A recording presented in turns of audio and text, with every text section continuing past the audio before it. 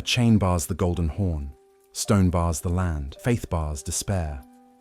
But on the ridge of St. Romanos, a new voice speaks, a bronze throat called Basilica, a cannon so vast it needs scores of oxen and men to crawl it into place. Every shot is a paragraph in the last chapter of an empire. For 6 weeks, the walls answer with mortar and prayer. By day, stone falls. By night, the city sews itself back together, thread by thread. Masons, sailors, monks, widows filling breaches. The sun will try to undo again. There are perhaps 7,000 defenders, Greeks, Genoese, Venetians, even a few Catalans. Against them, maybe 100,000 Ottomans with engineers, sappers, arquebusiers, and a sultan who refuses to be a footnote. Numbers are estimates. Courage is not.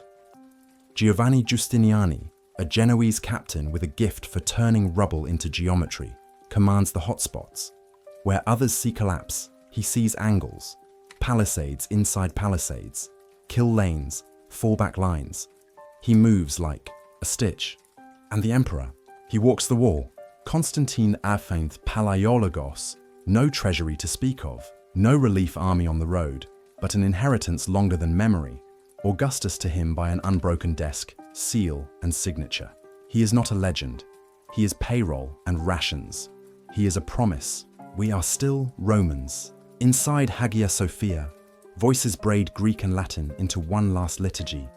Even Union's old arguments are quiet tonight, between columns huge as forests. Men of rival rights take the same bread, whisper the same plea. Across the ditch, a 21-year-old sultan counts the city like a jeweler counts facets. Mehmed is not Alexander reborn. He's something colder, an engineer with a crown. He will solve Constantinople. He drags ships over land to outflank the chain, an old trick perfected. He orders mines into the clay under the towers. The defenders countermine, listening for the knock of steel through soil, then greet it with fire. This is a duel of wits and lungs. The city breathes through its stones. The army tries to take that breath away. Every morning, a wound. Every night, a suture. The wall's true strength is not stone, it's habit. 1,000 nights of fixing what the day breaks. The Theodosian system has beaten Goths, Avars, Arabs, Rus. It blunted rams, laughed at ladders, drank down sieges that would have starved other capitals. But no one ever asked it to argue with chemistry. Gunpowder doesn't negotiate. It doesn't respect ancestry. It asks only, how long can you repair faster than I can remove? Somewhere in the city, an old man explains to his grandson how the walls were built, how earth swallows shock, how brick flexes, how towers trade blows like wrestlers. The boy asks, "Is that enough?" The old man says, "It always has been." History clears its throat. A monk copies a homily not because anyone will read it tomorrow, but because someone will read it someday. The empire has a superstition. Archives live longer than armies. Empires fall in palaces, but also in kitchens and infirmaries. Tonight, women keep time by the distance between blasts. Count, swallow, breathe. Reset the pot, reset the lintel. Justiniani's genius is prosaic. He knows when a beam is lying. He knows when panic is louder than danger and when silence is.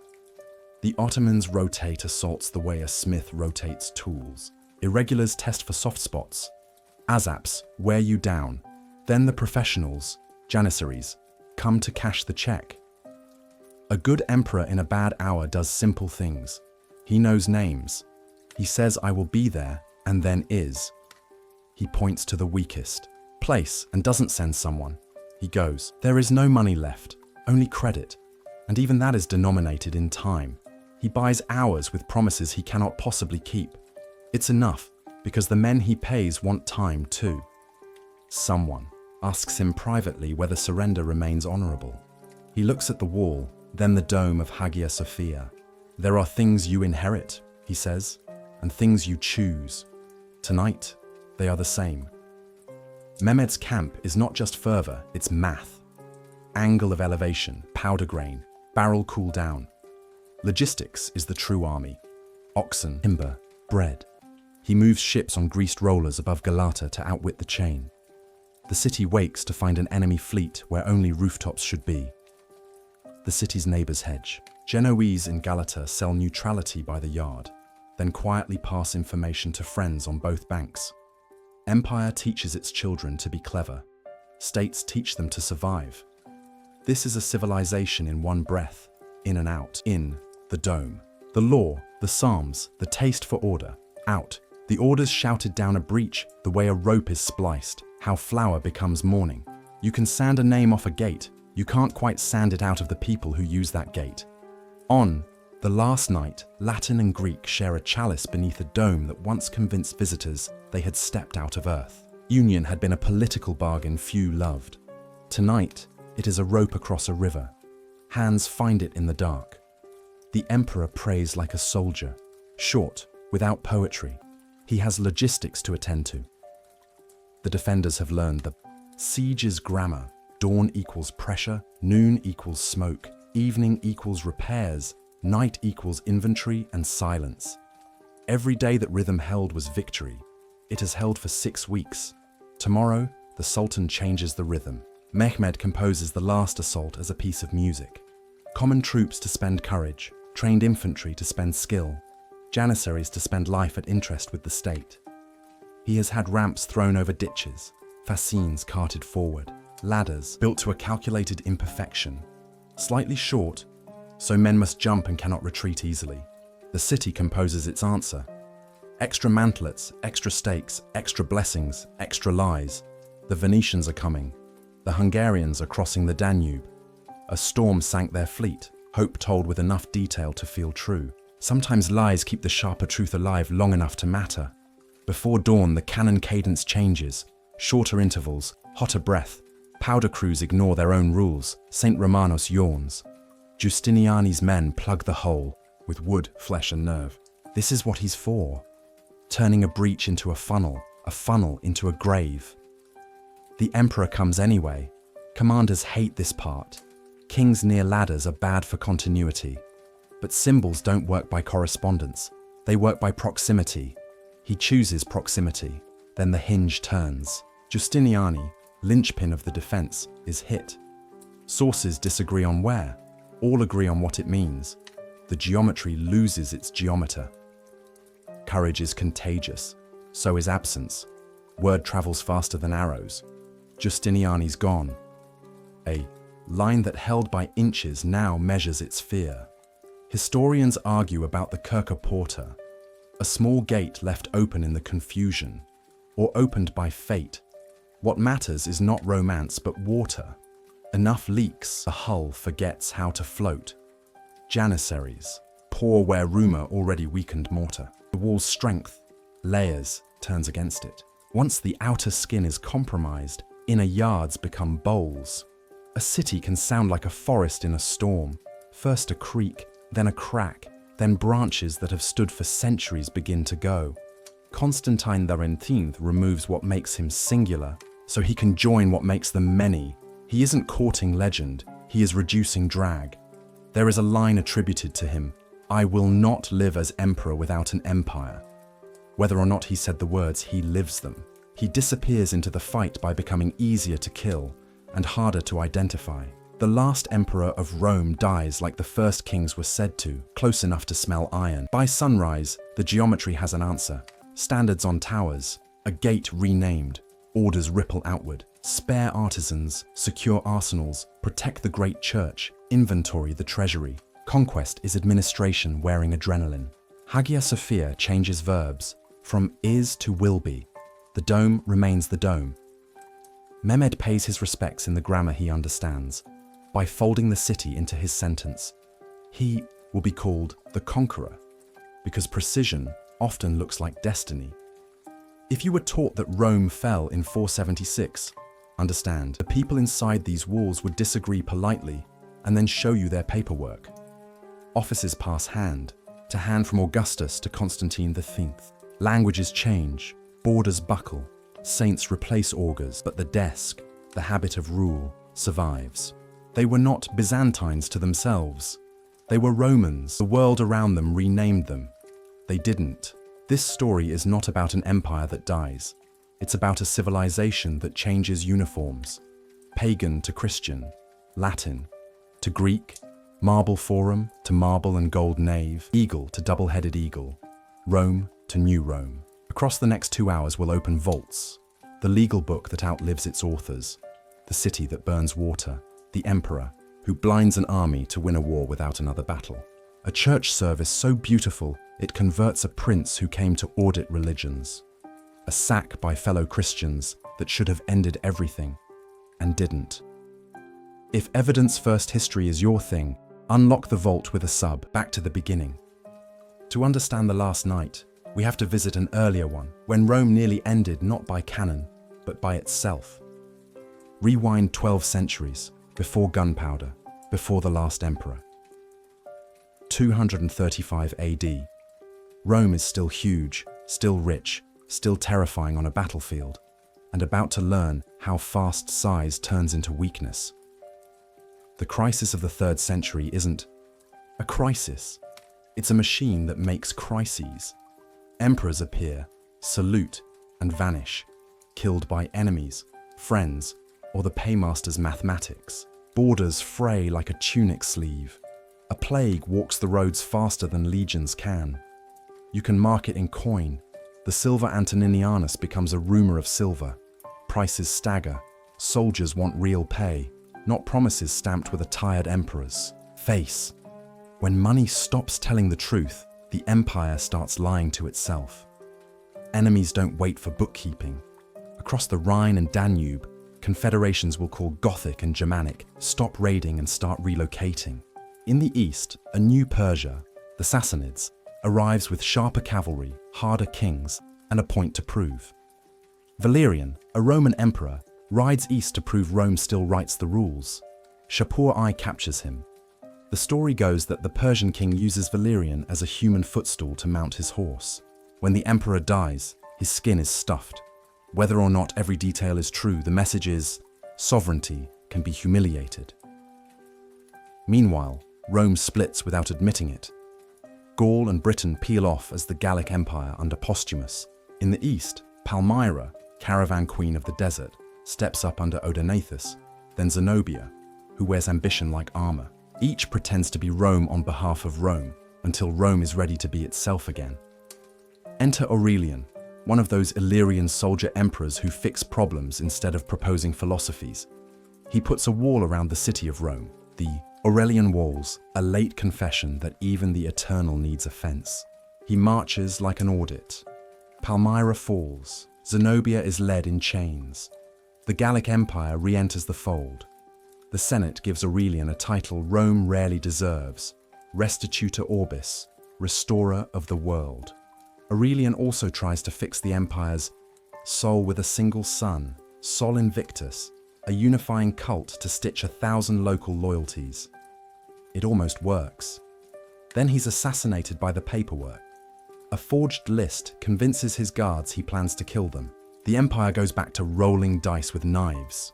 Probus, Tacitus, Carus, Carinus, names that flash and fade like sparks from a whetstone. Useful, brave, unlucky. What matters is the trend.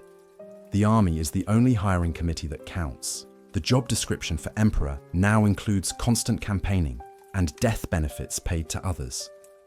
Then comes Diocletian, another Illyrian, lean as a spear and twice as inflexible.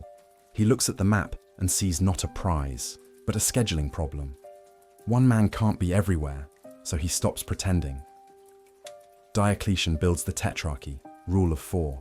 2 senior emperors, Augusti, 2 juniors, Caesars, east and west, with capitals closer to trouble than to nostalgia.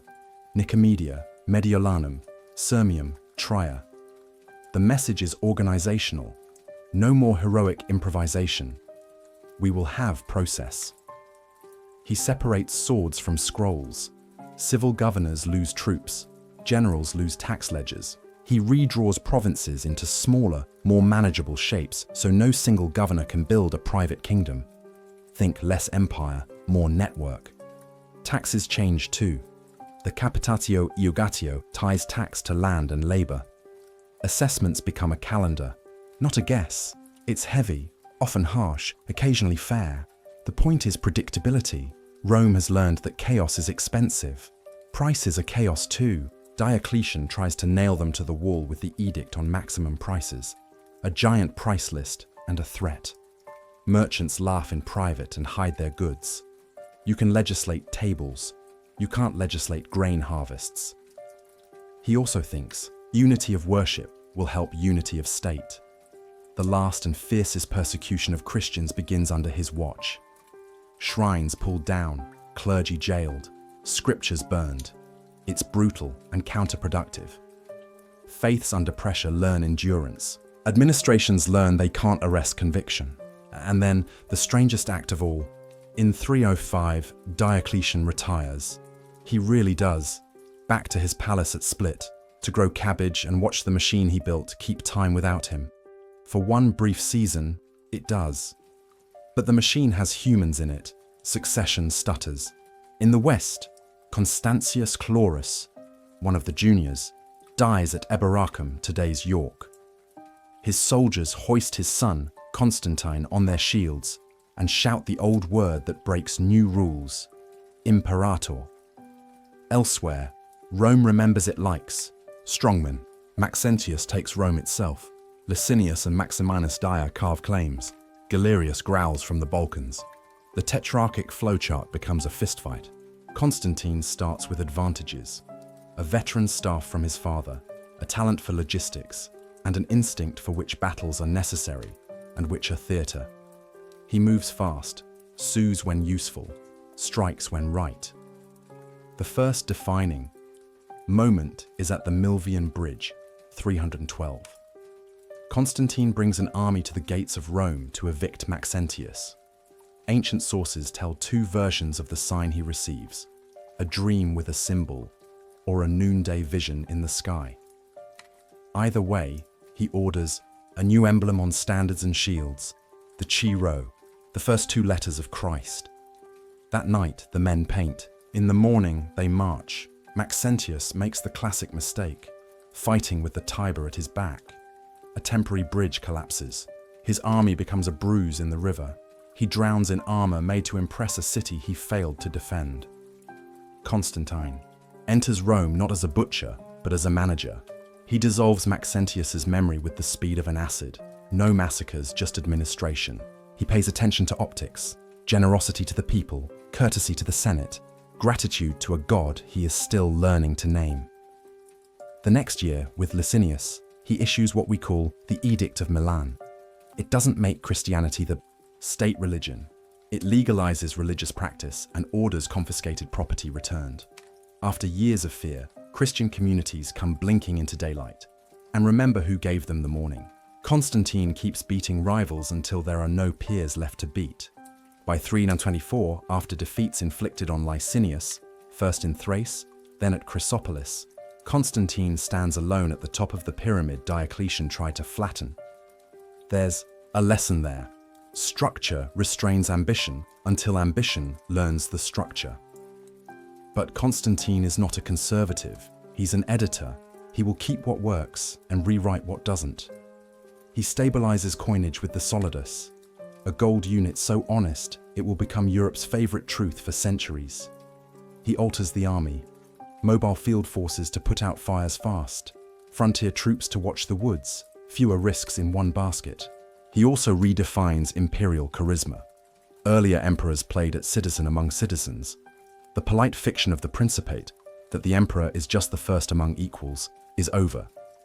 The dominate makes the truth visible. A court, ceremonies, distance. Not everyone loves it, but empires communicate with ritual as much as with roads. Christian bishops begin to matter in rooms where only generals and jurists mattered before.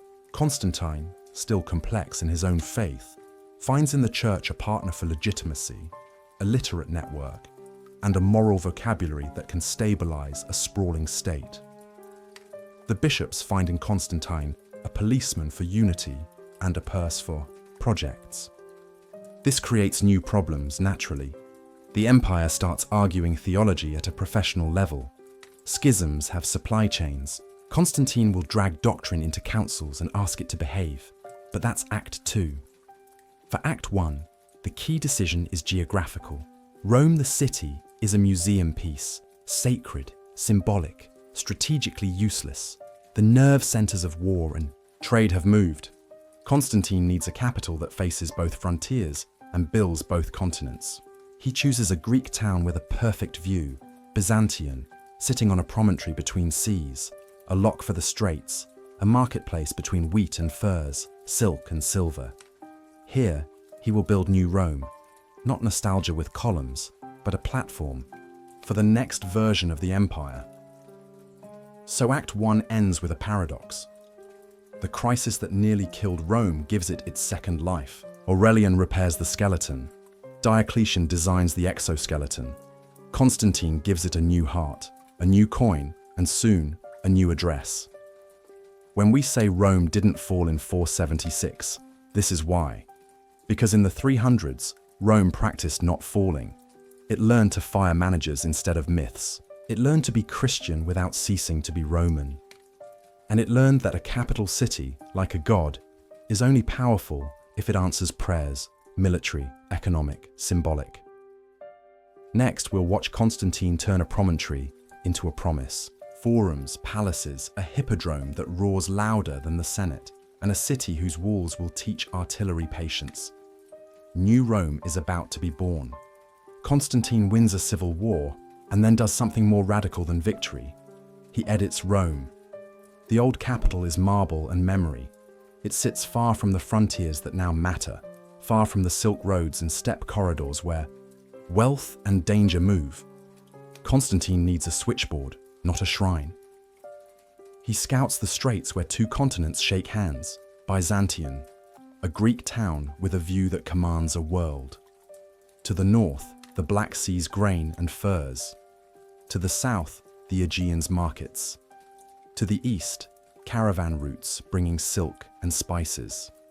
To the west, the Mediterranean's trunk line. Water guards three sides. A narrow neck can be walled. It is geography wearing armor. He names it Constantinople, New Rome, and sets out to make the name true. Senators receive plots, tax favors, and a promise that prestige travels. Bread. Doles follow citizens who follow the emperor. A capital is not a place, it is a gravity well. Streets are cut on a spine called the Messe. At one end, the Augustine Square. At the other, new forums with statues borrowed, let's say borrowed, from across the empire. The Forum of Constantine rises with a porphyry column corkscrewing into the sky, topped by a colossal figure in the sun's crown. Old gods are not yet illegal. They are employees in a new department. A hippodrome anchors the social engine. Chariot factions, blues and greens, become something larger than sport, patronage networks, rumor mills, and occasionally militias in waiting. If the Senate is a theatre of dignity, the hippodrome is a microphone. Palaces accrete along the sea. Bureaucracy blooms rooms. Sacrum consistorium for council, scrinia for archives, men with titles like Magister Officiorum, Master of Offices, who turn imperial will into paperwork and paperwork into reality. Rome once conquered with legions. New Rome will also conquer with forms. Water is life. Constantine commands it. Aqueduct lines are planned. Later, Valens will finish a span so ambitious, it will still be standing when gunpowder arrives. Cisterns dig under neighborhoods like spare lungs, invisible insurance against drought and siege. The new capital needs walls, but the first circuit will not be the last. A century later, Theodosius II and his prefect Anthemius will push a triple land wall westward, the Theodosian walls, the greatest argument stone ever made against cavalry. For now, Constantine gives the city bones. Later emperors add muscle. Coin tells the truth, or it doesn't. Constantine introduces the solidus, a dependable gold coin of about 4.5 grams. It becomes the ruler's promise in metal, accepted from Britain to India, so reliable merchants weigh time by it. When a state's money is honest, negotiations start halfway done. Armies are rebalanced. Frontier troops, limitanae, watch. Rivers and passes. Mobile field forces, comitatenses. roam to wherever the alarm rings. Cavalry grows important on open fronts. Old legions thin into flexible packets. The empire stops pretending one doctrine can solve every terrain. Administration separates swords from scrolls for good. Generals command fighting men. Civil officials count men and grain. The lesson Diocletian taught becomes a habit. Specialization is stability. And then there is religion. Constantine legalizes Christian worship in 313. By the 320s, he is giving bishops chairs at tables once reserved for prefects. He funds churches across the empire. Hagia Irene in the new capital, the Church of the Holy Apostles for imperial tombs, basilicas in the Holy Land. He does not ban old cults. He outcompetes them with budget and proximity. But illegal, faith is not a unified faith. The biggest fight is over a single Greek word. Arius, a presbyter in Alexandria, insists the Son is like the Father, but not co-eternal. Others, led by Athanasius, insist Christ is homoousios, of the same essence with the Father. The difference is hair-thin and world-shaping. Constantine calls a meeting. Not a riot in a basilica, not pamphlets slapped on doors, a council. In Nicaea 325, bishops debate creed lines like jurists, and the empire learns a new habit: doctrine by assembly. The creed that results is not a poem, it is a fence. Inside the fence is orthodoxy. Outside is noise. The emperor presides without pretending to be a theologian. He wants unity. Unity is cheaper than civil war. He exiles troublemakers, then recalls them, then exiles them again when trouble proves renewable. The church learns the empire can be a friend, a referee, and a clumsy roommate, sometimes on the same day. Christianization is a social technology as much as a belief. Bishops become regional problem solvers. They arbitrate disputes, organize poor relief, and keep archives. The state discovers a network that can move orders faster than couriers. Custom. When priests say, "Do this," communities often do. Constantine dies in 337, baptized late, remembered early. He leaves sons who inherit a chessboard and immediately argue about the rules. Constantius II, Constans, Constantine. Two split and reshuffle the map. Cousins die. Eunuchs rise. The capital keeps functioning. That is its genius. Theological tides surge again. Constantius II prefers formulas meant to reconcile Arians and Nicenes. Athanasius collects exiles like medals. Councils multiply. The words homoousios and homoousios, same essence versus similar essence, start. More fistfights than tavern bills. In 361, an emperor tries to turn the clock. Julian, nephew of Constantine, raised among bishops, loves Homer more than homilies. He trims the Christian budget, reopens pagan temples, invites sacrifice smoke back into official air, and writes with acid about the faith now dominant. He is brilliant, curious, and brief. Killed in Persia in 363. Restoration gives way to reality. His successor Jovian restores Christian favor and signs a hard peace with Shapur II, surrendering fortresses like Nisibis to extricate a starving army. Honor gives way to arithmetic. The frontier shifts.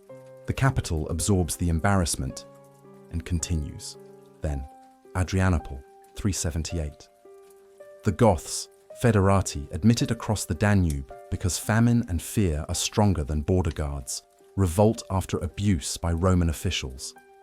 Emperor Valens attacks without waiting for reinforcements from the west. The Gothic cavalry arrives late, and just in time to end the battle and Valens' life. A Roman field army is erased. A lesson is stamped on the century. Mismanaging refugees becomes war faster than generals expect. Into that crisis walks Theodosius I, tasked with making allies out of the men who just killed an emperor. He settles Goths as federate troops under their own leaders. It offends purists and saves lives. Pragmatism keeps borders intact when pride cannot. Theodosius also does something Constantine avoided. He makes Nicene Christianity the official religion of the empire. The Edict of Thessalonica in 380 says the Roman people are to follow the faith of the bishops of Rome and Alexandria. Pagan rites aren't immediately vaporized.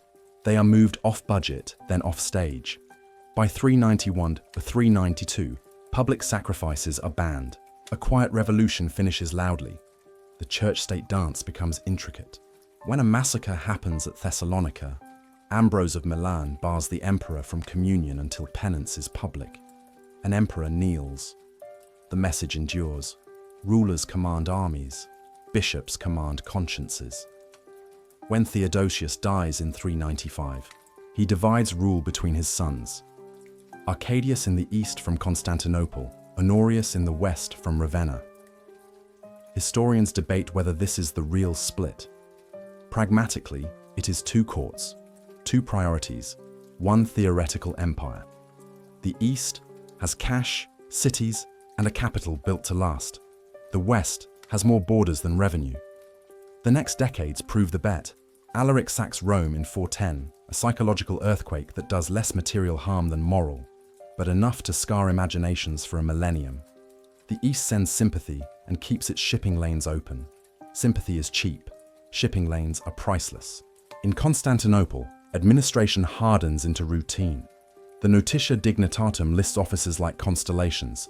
The Praetorian prefect of the East manages a tax machine that hums even when politics squeal. Greek remains the street language. Latin remains the law's costume, for now. The empire is bilingual in words and in memory. Urban Christianity thickens the atmosphere. Processions lace streets. Relics arrive and are housed in jeweled reliquaries. Saints' feast days become civic calendars. The city learns to argue with incense instead of spears, mostly. The state invests in spectacles and stability. Grain ships crowd harbors. Annona distributions keep stomachs and tempers level. Trade zones around the Golden Horn and the Bosphorus throw a net over the world's goods. From amphorae to silk, bolts, the city taxes movement like a toll booth between hemispheres. Generals still matter. Aspar and Anthemius, Gainas and Belisarius later, names that mark a rule. Whoever commands the mobile army can make kings, unless the capital eats them first.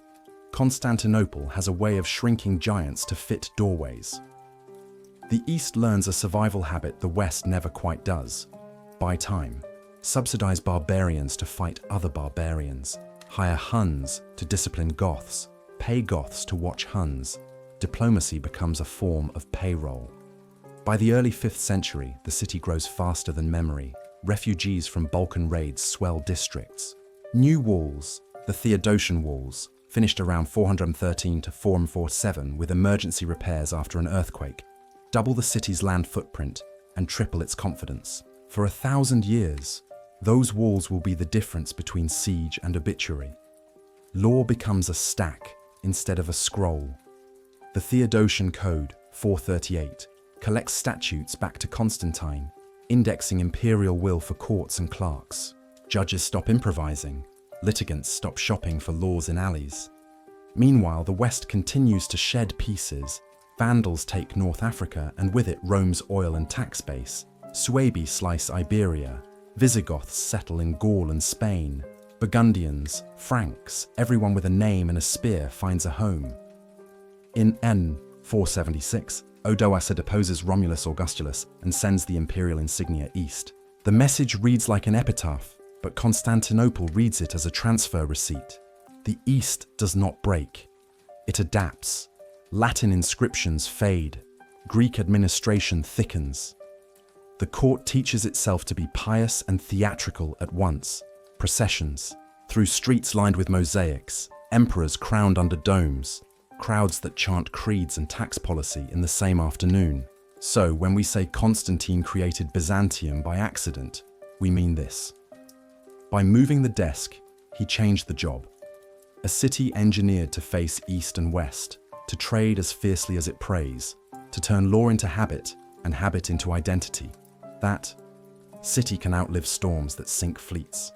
New Rome is not an echo, it is a reboot. It keeps Roman law, Roman titles, Roman sense of order, and overlays Greek language, Christian liturgy, and a location that makes every merchant a messenger.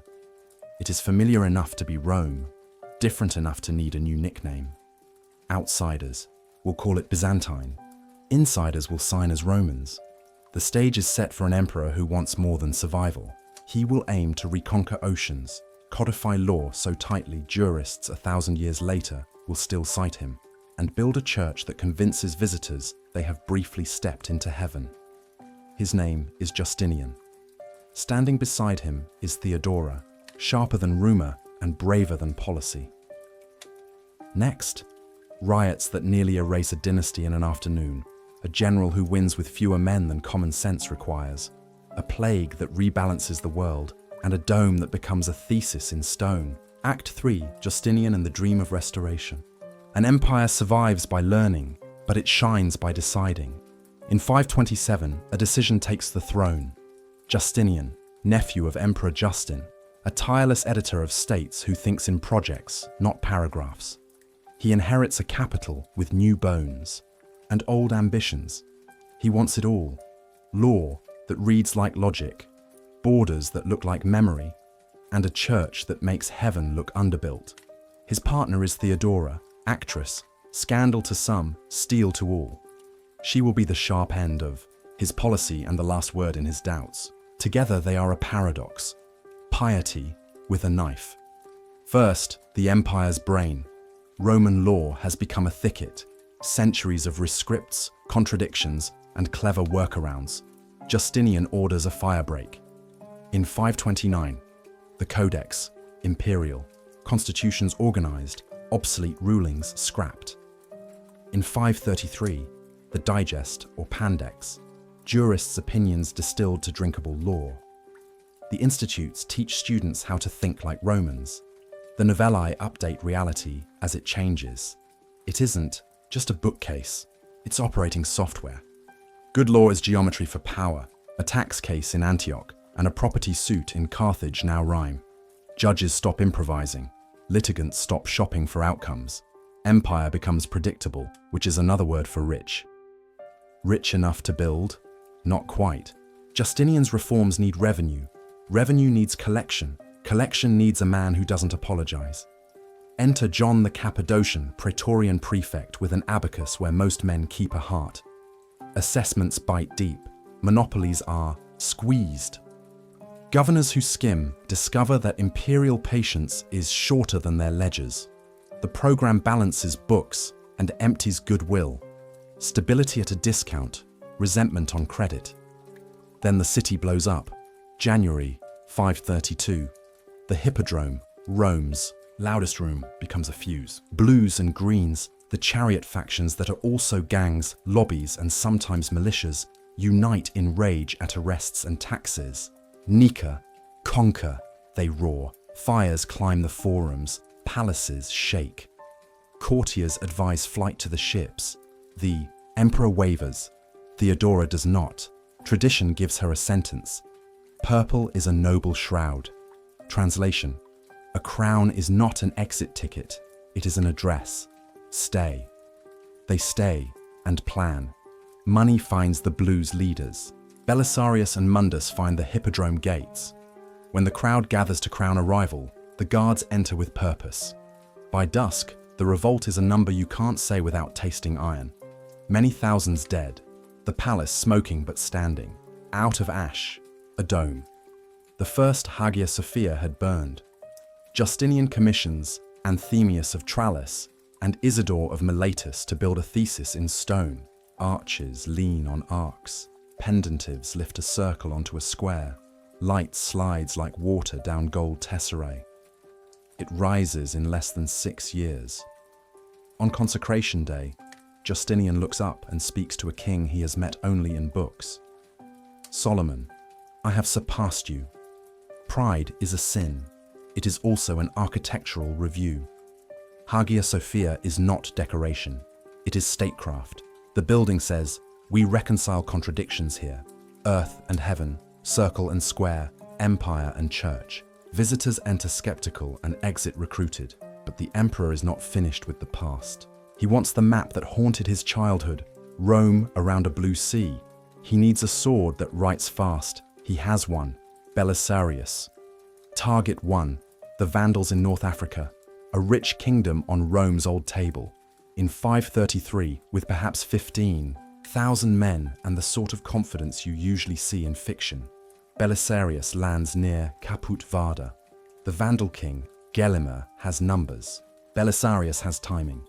At ad decimum, Gelimer wins until he celebrates too soon. A gap appears. The Romans pour through it.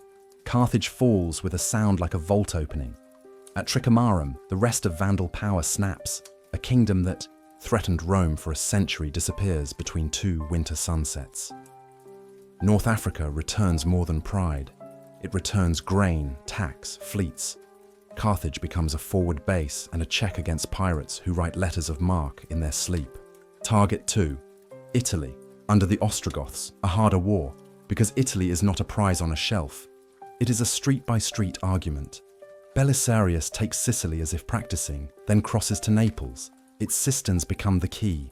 His men wriggle through water to unlock a gate. Rome opens next, 537, and suddenly the classical city is a fortress again. The Goths answer with a siege. Belisarius has 5,000 inside. The enemy claims 150,000 outside. Numbers owe the truth an apology, but the ratio feels correct. Aqueducts are cut, mills are built. On the Tiber, walls become a career. Winter teaches everyone new prayers. He holds, breaks the siege, and counterattacks by attention. The Goths, Witiges on the throne, shift too slowly. Ravenna, their capital in the marsh, becomes a trap. The Goths, cornered and desperate, offer Belisarius a crown. Emperor of the West, a poisoned gift. He takes the city instead. Victories accumulate, but so do costs. Italy becomes a graveyard for harvests. Cities change hands so often that tax collectors need passports to yesterday. The war lingers, changes shape, and returns under a better Gothic general, Totila. Justinian sends a different instrument, the eunuch Narses, slow where Belisarius is quick, deliberate where Belisarius improvises. In 552, at Taginae, Busta Gallorum, Totila dies in a charge that should have been a plan. In 553, at Mons Lactarius, the last big Gothic resistance breaks.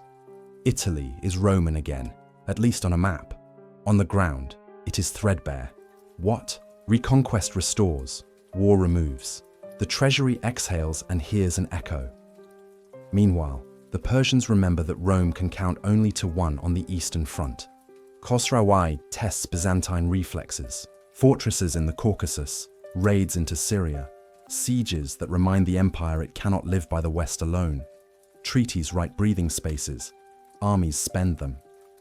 Then the invisible enemy that doesn't negotiate. 541, 542, the Plague of Justinian. It rolls in on grain and rodents, opens in ports like a bad play, and finds new audiences fast. Constantinople counts the dead by the cartload. Justinian himself is sick and survives. Many of his tax base does not. Plague changes everything slowly and then all at once. Skilled workers vanish, fields go to weeds, units on pay lists become names without bodies. Prices bend, tax arrears multiply. The state learns the arithmetic of absence. Yet the machinery keeps turning. The solidus stays honest. The corpus juris keeps courts from inventing law, while reality is busy inventing trouble. The empire shrinks in breadth, but grows in coherence. Religion remains a live wire. The empire's eastern provinces, Egypt, Syria, Armenia, carry strong Miaphysite loyalties. Christ won incarnate nature, not two. Justinian wants unity. Theodora wants protection for the dispossessed. Between them, bishops move like chess and refugees like saints. Compromises hold until they don't. Councils return. In 553, Constantinople hosts the Fifth Ecumenical Council, the three chapters controversy condemned, a bridge built that pleases few completely but keeps traffic moving. Theology is policy when countries are churches. Somewhere in these same years, a small expedition plants Rome's flag in southern Spain, a strip along the coast, a province of Spania that is more gesture than guarantee. But gestures have uses, prestige, ports, and a place to stand later. At home, the capital glitters and groans. The chalk gate bronze doors catch the sun. Law schools hum. Merchants in the Augustean haggle in half a dozen languages. In the alleys behind, debt talks louder than doctrine. Reforms have winners, and losers remember. Belisarius returns from glory to suspicion, from command tents to court whispers. Successors envy. Bureaucrats count his friends. He is tried on charges that fit the age, conspiracy, maybe treason, then restored, then retired. Genius is not an employment contract. Theodora does something rarer than policy. She endures. She shelters persecuted clergy, leverages palace, charity into real safety for women without patrons, and keeps a ledger in her head of who can be trusted when the emperor doubts himself. In 548, illness takes her. Justinian outlives her, but not really. By the time the emperor dies in 565, the scoreboard looks triumphant. North Africa restored, Italy wearing old names, law codified, Hagia Sophia's dome redefining light, frontiers stable on paper. But underneath, the bill, depopulated countrysides, garrisons expensive and far, enemies learning fast. What he built endures in places he didn't plan. Law will outlive walls. The solidus will teach other mints honesty. Architects will spend centuries imitating a dome with ideas for ribs that Anthemius invented under pressure. And yet, the map will not thank him.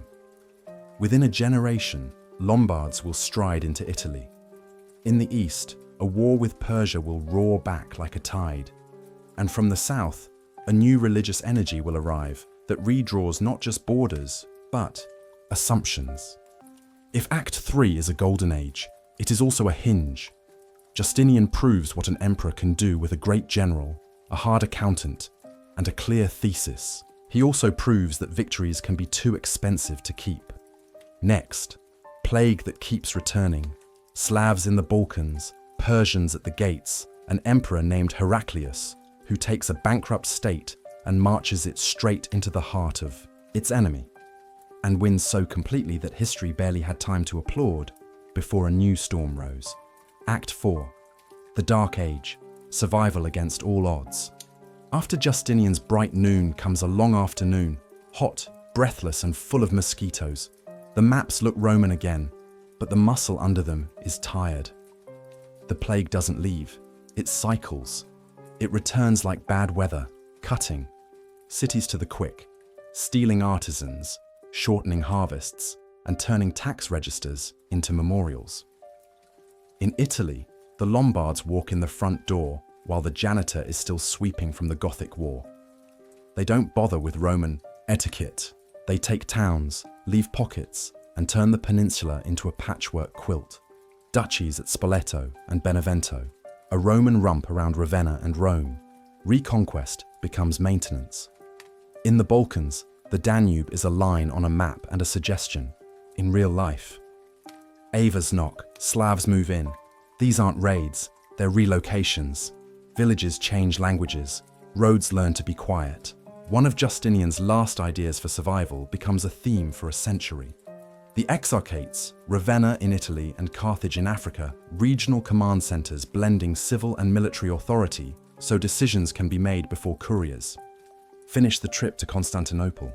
The men who inherit his chair are human, which is a problem for chairs like that. Justin II tries to play empire like a drum and loses the rhythm. Persia in the east, Avars in the north, allies thin on the ground. He breaks under the strain. The palace begins to study the politics of caretaking. Tiberius II buys time, with gifts and charisma. Maurice earns time with discipline. Maurice understands that frontiers are habits. You have to practice them. He drives the Avars back across the Danube, moves Slavs off the big roads, and conducts a cold, patient war. With Persia that ends on an advantage, a treaty the treasury can live with. Then he makes a decision that looks rational on paper and fatal everywhere else. Winter quarters for the army beyond the Danube, to save money and hold gains. The legions mutiny. Maurice, a competent emperor in the wrong minute, is dragged from a church and killed with his sons. The army sells the throne to Phocas. Phocas is a sign that the machine is seizing. He rules like a coup plotting against itself. Taxes go up, trust goes down, and the thing Rome fears most, an Eastern king with a reason, walks onto the stage. Khosrau II, the Sassanid victorious, announces that Persia is avenging Maurice, his friend and patron. That's the legal fiction. The truth is simpler. Fortunes in Syria and Egypt, banners in Antioch and Alexandria, and a chance to put Roman pride in a display case. The Persian War is not a raid, it's an unthreading. Cities with Roman habits since Pompey now line up to a different drum. Jerusalem falls. The true cross is carried east as a trophy. Egypt, the empire's pantry, goes quiet, and with it the Annona, the grain lifeline that keeps Constantinople predictable. In the capital, Heraclius sails in from Africa with a solution and a sword. The son of the exarch of Carthage, he wears practicality like armor. He overthrows Phocas in 610 and inherits not an empire but a triage chart. Heraclius considers the unthinkable. Move the capital to Carthage, save what can be saved, abandon what can't. He doesn't. He stays, which is either bravery or denial. History will grade on a curve. Cash is oxygen, he needs more. He melts plate, borrows from churches with promises tied to altars, trims stipends, and tells generals the new rule. There will be less of everything except marching. The Persians tighten the vice. By the 620s they hold Egypt, Syria, Palestine, much of Anatolia. In 626, while Persian generals camp on the Asian shore, their allies, the Avars and Slavs, march across Europe and appear outside Constantinople itself. The city faces the nightmare, enemies on both banks. The walls remember their job.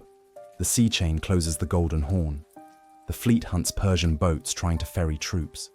On land, Avar engines thunder. On water, Slavic monoxyla, dugout, boats, dart like teeth. The patriarch carries the Virgin's robe around the battlements. The people chant. The navy fights like a city that understands math. The two-pronged siege fails. The Persians can see the city across the strait and can't touch it. The Avars test stone and lose men. The rumor that saves nerves becomes true by evening, they are leaving. While his capital holds, Heraclius does something very Roman and very unlikely. He stops defending and starts invading. In 622, he marches into Persia with what remains of the field army. He allies with steppe powers who hate the Sassanids more than they fear promises, the Gökturks and their heirs, trades gifts for horsemen, and plays a long game in enemy country. This isn't triumphalism, it's logistics. He fights where Persian armies aren't, cuts supply lines, wins on Tuesday, vanishes on Wednesday, and reappears on Friday with new allies and old debts. For years, the war feels like a rumor inside two capitals. Then it's a fact. December 627, the Battle of Nineveh. Snow on the hills, fog in the plain, Heraclius leading from the front because everyone is out of heroes. He breaks the main Persian army, walks past its corpses toward Ctesiphon, and watches the Sassanid court tear itself apart to avoid being there when he arrives. Khosrau is overthrown. His son Kavad II sues for peace. The terms return everything. Egypt, Syria, Palestine, the captured fortresses, the relics, the true cross. After a generation of loss, the empire inhales. Heraclius brings the trophy home, not as a conqueror strutting, but as a penitent, remembering how close the ledger ran to zero. He restores the cross to Jerusalem in a procession that reads like a prayer with boots. And then, because history likes punchlines delivered straight, while the court writes hymns, a new force turns the corner of the map. It arrives not as a tribe seeking land, but as a community with a message. On the Arabian Peninsula, Islam has united tribes that Rome and Persia once hired separately. Faith turns tents into armies. After the Prophet's death in 632, The Rashidun caliphs point that unity outward. What begins as raids becomes a redefinition of borders. At first, Constantinople files the reports under normal. Arabs have raided for centuries. Fast in, fast out. But these armies don't trade speed for loot. They trade speed for cities. Heraclius is sick and exhausted. The army is rebuilt but not replenished. The provinces just freed from Persian garrisons have no appetite for another round of tax arrears and requisitions. The empire has recovered its map, not its population. In 634, Arab columns test Syria.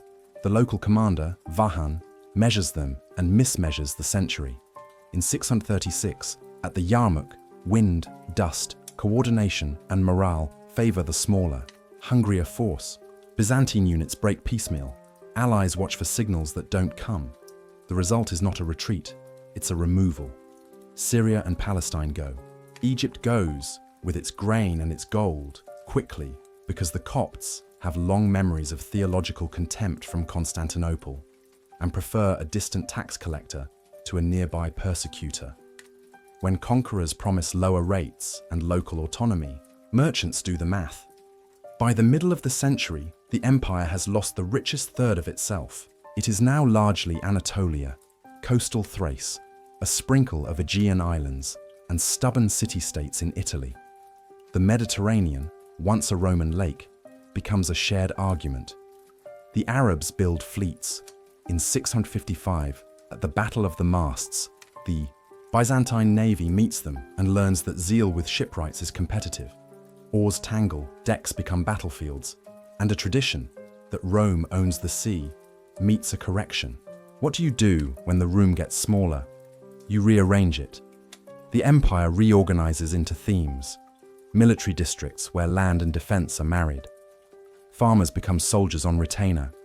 Generals become governors with a stake in harvests. It's messy, local, and surprisingly durable. Latin retreats from the office. Greek takes the pen. Titles shift, functions don't. A Roman habit dressed in a Greek word is still a Roman habit. Religion, which once promised unity, supplies controversy. Monophysite and Chalcedonian communities argue across borders that just moved. The state, desperate for cohesion, learns a cautious reflex. Don't start new doctrinal fights while you're losing old provinces. But necessity writes innovations in a hurry. Fortified castra sprout on hills. Rural populations move inside lines at night. Border warfare becomes a rhythm. Raids, ransoms, winter truces, spring alarms. Empire trades grand strategy for endurance. By 674, the storm reaches the capital itself. Arab fleets anchor for a long attempt to finish the sentence they began at Yarmouk. The first siege of Constantinople has begun. On land, armies test. The walls. At sea, a Byzantine invention answers with fire that burns on water. The substance's name will become myth, Greek fire, and the recipe will be state secrecy with theological overtones. It is sprayed from bronze siphons, sticks to hulls, and teaches fleets a new fear, that the sea can devour you while you're still afloat. The siege ebbs and flows for years. Winter breaks lines. Spring resets them. The chain across the Golden Horn holds. The walls hold. The navy holds. And when the Arabs finally withdraw, it isn't because they are weak, it's because the city is strong. The reprieve is not a victory parade, it's a breath.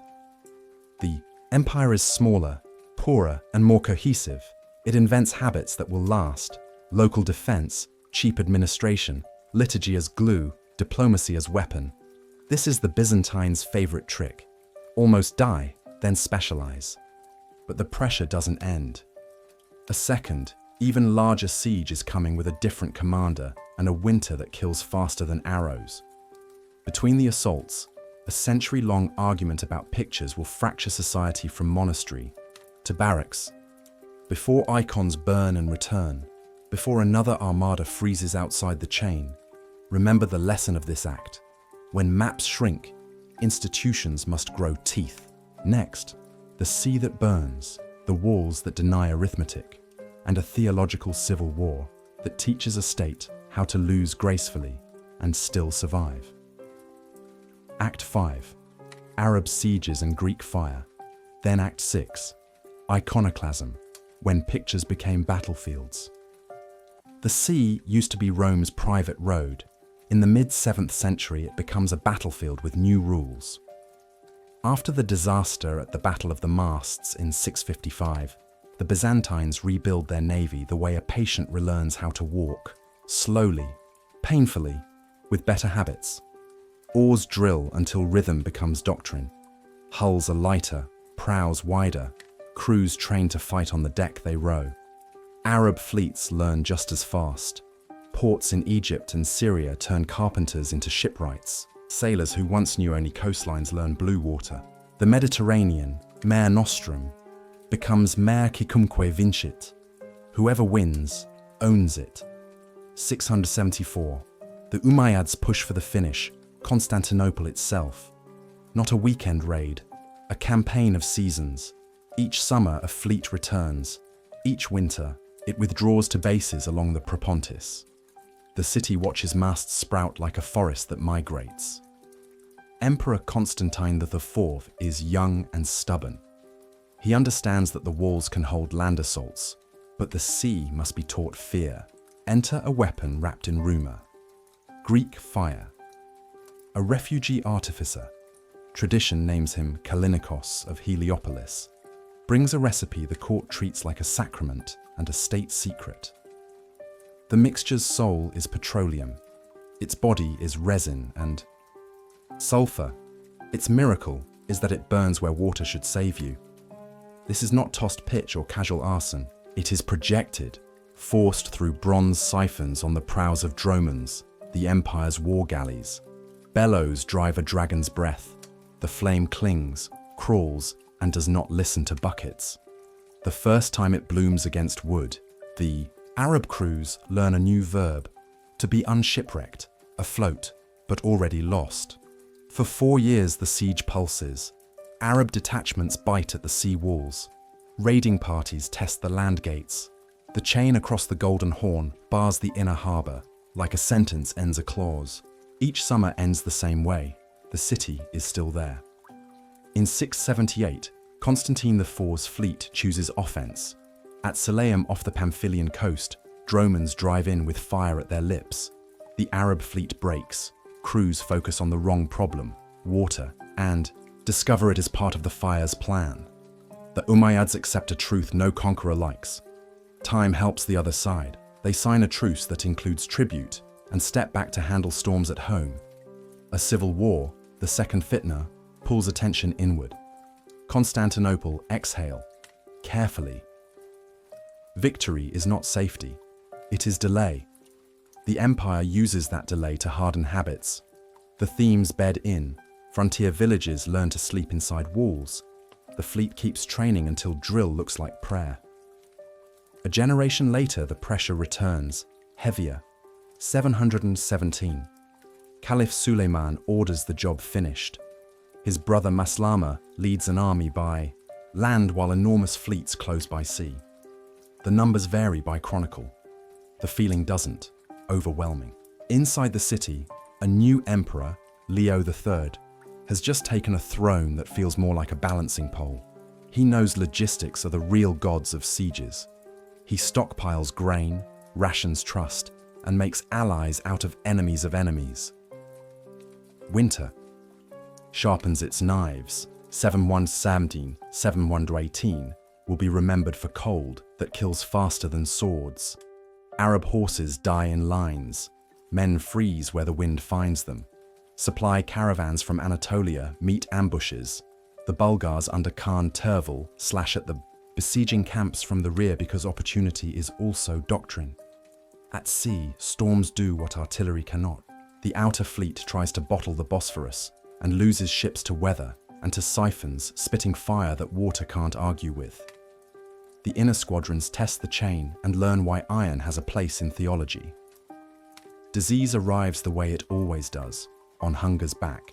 The besiegers start to eat the siege. Fodder first, pack animals next, then hope. Chronicles speak of desertions measured by the night. When spring returns, the Arab command brings reinforcements. The sea brings storms again. Fire meets, canvas, oars tangle. Panic spreads like a solvent. What ships do escape limp home to report that the city is defended by walls and weather, and something that turns water into fuel? By August 718, Maslama lifts the siege. The ground outside the land walls looks like a ledger of attrition, graves, broken engines, and the geometry of failure. Constantinople has survived its second great test. What exactly was Greek? Fire. Even then, classified. Later writers list remedies: sand, vinegar, urine. Things that smother or change chemistry, not drown it. The empire guards the secret so well that we don't quite have it. But Greek fire is more than chemistry. It is psychology. News of it walks ahead of fleets. Battles are won because men who have never seen it have heard enough. Both sieges, 674-678 and 717-718, teach the same lesson in different handwriting. Constantinople is not just a city with walls. It is a system: walls, chain, navy, waterworks, granaries, allies of convenience, and a bureaucracy that can still pay somebody on time. If the first Islamic century is expansion by faith and momentum, the city at the Straits proves that engineering and endurance can defy momentum long enough to matter. The price, as always, is internal. Victory empowers the men who won it. Armies that save states tend to speak up. In the barracks and in the palace, a new certainty grows. If God saved the city, God has an opinion about images. That opinion will be claimed by emperors and denied by monks. For more than a century, paint and prayer will become weapons. Mosaics will become arguments, and the empire will learn how to split without breaking. Next, iconoclasm, when pictures were put on trial, monasteries on notice, and theology walked in formation. Act 6 starts at a palace window, with an emperor looking at a storm and deciding the sky is angry at art. Victory at sea gives the empire breath, but breath invites arguments. In 726, an emperor looks at storms and defeats and decides the sky is angry at pictures. His name is Leo III. He has just saved Constantinople from the greatest siege. In living memory, he credits God and suspects God demands a cleaner house. Across the empire, walls glitter with saints, mosaics, frescoes, portable icons kissed and carried. For centuries, Christians have prayed through images, not to them. Leo isn't convinced the difference survives the street. Volcanoes rumble in the Aegean. Earthquakes rattle cities. Arab raids bite at coasts. To anxious minds, bad weather is a message. Leo writes a reply. First act, the icon of Christ above the chalky gate, the palace entrance, comes down. By imperial order, soldiers on ladders, a crowd below. Women clutch at ropes, a soldier falls. A riot flashes and dies. The policy remains. By 730, an edict: remove images from churches. Not all decoration, crosses are fine, but faces, scenes, the tender gaze of mother and child, no. Opposition has a face of its own. Patriarch Germanos of Constantinople. He argues that the incarnation, God made flesh, licenses depiction.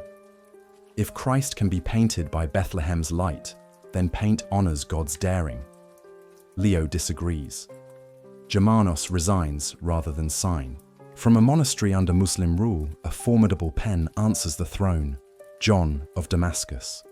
Safe beyond imperial arrest, he writes that an image is a window, not a wall. Veneration is a kiss to the king's portrait that passes to the king, not a kiss to wood. The idea travels faster than couriers. Iconoclasm spreads downward from decrees to hammers. Frescoes whitewashed, mosaics pried, icons burned or hidden in bread ovens and barns. Families make secret shrines out of corners. Faith becomes smaller and more agile. The empire doesn't split cleanly. The army, especially frontier themes, likes the policy, austere, biblical, suspicious of what looks like superstition. Monks in the capital's crowd resist. They live among images. Their prayers are furnished. Politics finds its chance inside piety.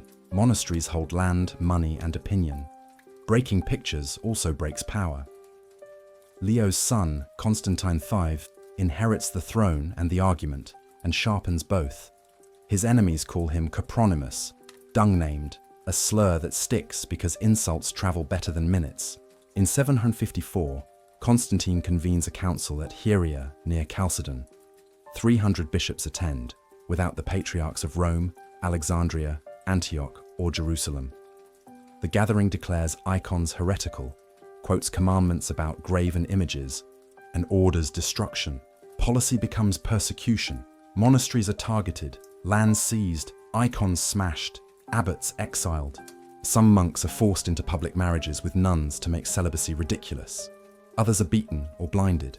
Not everywhere, not always, but enough to teach silence. Constantine V wins wars while he fights images. He thrashes Bulgars, pressures Arabs, reforms cavalry. Success cloaks policy and providence.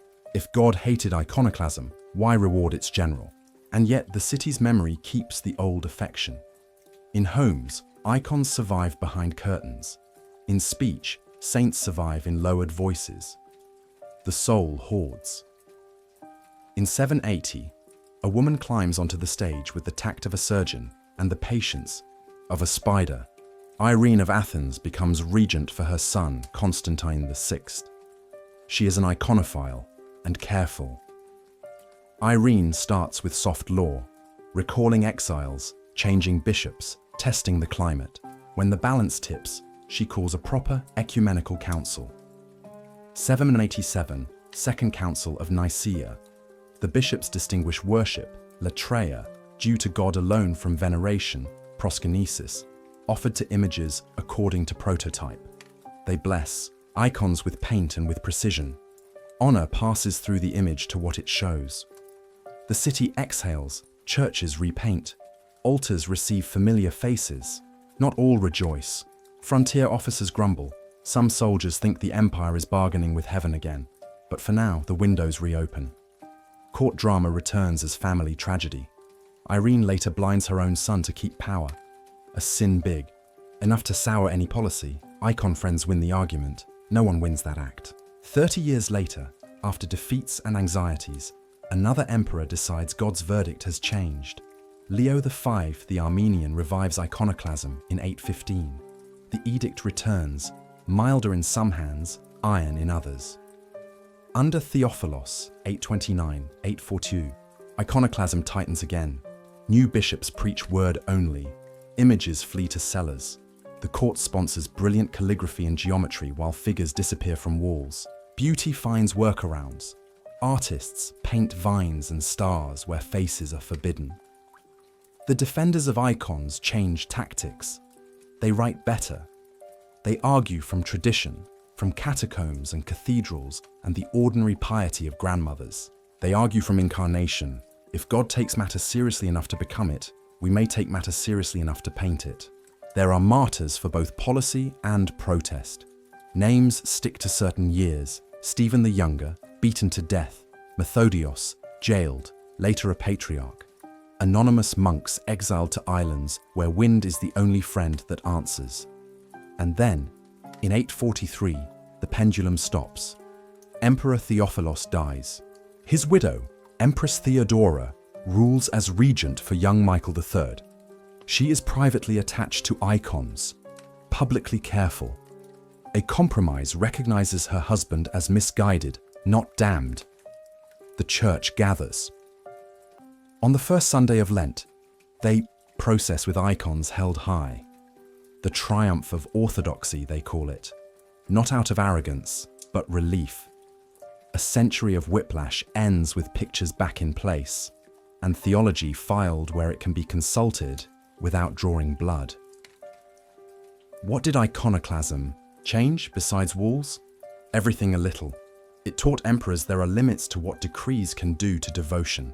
It taught monks that holiness without politics is a wish. It taught cities that beauty is not decoration, it is identity. It nudged East and West further apart. Popes in Rome had backed images. Frankish kings watched the quarrel and guessed, correctly, that The old partnership with Constantinople was fraying. When Charlemagne takes a crown in 800, some roots of the act grew in this controversy's soil. It militarized culture. Theme soldiers distrusted monastic wealth and city piety. City crowds distrusted frontier austerity. After 843, the empire doesn't erase the divide, it manages it. Quiet lines run under later politics. It changed art. Painters and mosaicists, forced to think why they paint, return with a stricter theology of image, hieratic but tender, symbolic but incarnational. The face of Christ Pantocrator that will stare from 1,000 domes is born from arguing what a face is for. And it left the state leaner, harder, and, surprisingly, more stable. The habit of arguing by counsel, the discipline of separating worship from worship's limits, the realization that unity requires persuasion, all of this will serve the next century's recovery. By mid-9th century, the empire has a religion it can live with, an army it can afford, and a capital that still owns the hinge between seas. The map is still small, the confidence is bigger. Next, a dynasty that isn't from Macedonia but will be called it anyway, law rewritten in Greek, a treasury that fills, ambassadors who gasp at court ceremony, and an emperor who sends 14,000 blinded men home as a message. Act 7, the Macedonian Renaissance. By 867, the empire has learned to live small and think long. Now it remembers how to grow. A stable coin, thick walls, and a theology that stopped biting itself. These are not headlines, they are compost. Out of them rises a dynasty that isn't Macedonian by blood but will be by name. Basil I and his heirs. Basil I arrives by the old Byzantine elevator. Talent, proximity, and convenient murder. Peasant to groom, groom to bodyguard, bodyguard to co-emperor, co-emperor to emperor. The result is a ruler obsessed with order, of ceremonies, of provinces, of law. Under Basil and his son, Leo VI, the Wise, Roman law changes language, without changing spine. The Epanagogue sketches principles. The Basilica renders Justinian's Latin into living Greek, updates contradictions, and gives judges a book you can actually use. Law becomes a bridge between village Greek and imperial. Latin memory. Leo VI is more than a librarian with a crown. He writes the Tactica, a military manual that folds centuries of practice into digestible rules. Scouts before banners, ambushes before boasts, logistics before legends. Doctrine becomes a shelf you can reach. The court wraps power in choreography. Constantine VII, Porphyrogonetos, born in the purple, codifies spectacle in De Ceremoniis, who stands where, who bows when, which trumpets during which doors. To outsiders, it's theatre. To insiders, it's software. Ceremony keeps factions in predictable lanes. Constantine VII also writes De Administrando Imperio, briefing his son on neighbours with ruthless clarity. How to bribe the Pechenegs with cloth and salt, how to split Croats from Serbs, how to keep Russes coming as traders and not as raiders. Diplomacy is warfare paced at a walking speed. The economy hums like a loom. The state keeps a jealous grip on silk. Caravans bring spices and pearls. Slavic forests send wax, honey, and furs. The Aegean answers with wine and oil. The numisma, Byzantine, gold, remains the Mediterranean's most honest sentence. The city swells. Constantinople, perhaps 500,000 souls at peak, becomes the market where languages bargain with each other. Dromons crowd the horn, perfume fights fish. In the air, in the mese, a monk and a money changer pass without scandal. The church paints again with confidence. In 867, the apse of Hagia Sophia receives the Virgin and Child, a shimmering rebuttal to icon smashers. A century of arguing about faces has taught artists why faces matter. Halos now carry theology. Abroad, the empire stops flinching and starts choosing. The islands that became pirate nests in lean years are taken back one by one. Crete, Arab emirate since the 820s, falls in 961 to the most dangerous man of his day, Nikephoros Phokas, who turns a long, miserable frontier war into a science. Candia surrenders, and the Aegean breathes easier. Phocas then drives east. Fortresses in Cilicia tumble. Tarsus, the old raiders' gate, learns to host Byzantine garrisons instead of boasting about raids. He pushes into northern Syria, and suddenly the old Roman word frontier means something sharper than please stop. When Nikephoros becomes emperor, his sword does not retire. He and his brilliant successor, John I Tzimiskes, complete a project no one dared predict after Yarmouk. In 969, Antioch returns to imperial hands. Not the whole Levant. History doesn't refund in full, but enough to change the weather. To the north, a different file opens. Bulgaria. The Bulgarian state has been the empire's equal and opposite for centuries. Sometimes ally, often enemy, always neighbor. Byzantine diplomacy names princes godsons and sends brides. Byzantine soldiers send reminders. The most relentless of those reminders wears a short name, Basil II. He inherits crises, rebellious aristocrats at home, a resurgent Bulgarian, Tsardom in the Balkans, and decides to solve both permanently. First, the aristocracy. Great families, dynatoi, collect lands like trophies and turn soldier farmers into tenants. Basil's answer is not eloquent, it is effective. Laws limit the rich buying the plots of the poor. The Allelengion spreads tax burdens to those who can actually pay. He isn't redistributing virtue, he is preserving an army. Then, the war that writes his epitaph. Decades of march, skirmish, siege, winter, repeat. Samuel of Bulgaria proves stubborn and clever. But on July 29th, 1014, at Kleidion, Basil traps a Bulgarian army in a valley and breaks it. The aftermath becomes legend, and the legend becomes policy. 14,000 prisoners are blinded in groups of 100. Every 100th is left one-eyed to guide the rest home. Samuel sees his army return as a river of darkness and dies soon after. Whether the numbers are neat or not, the message is clear. By 1018, Bulgaria is annexed. Byzantine banners reach the Danube. Theme names multiply. Bulgaria, Sirmium, Peristrion. The frontier patrol now drinks from rivers Augustus would have recognized. Basil Serre is not just a punisher, he is a caretaker with a sword. He keeps the coin honest, the payroll current, and the generals on leashes short enough to remind them who owns the dogs. He leaves a treasury swollen enough that later courtiers will spend it like an inheritance they didn't earn. Somewhere amid treaties and sieges, a bodyguard unit appears that will become half myth, half hangover, the Varangian Guard. Rus's warriors, first as raiders down the Dnieper and Bosphorus, then as allies after Vladimir of Kiev takes baptism, higher, on as the emperor's axe wall.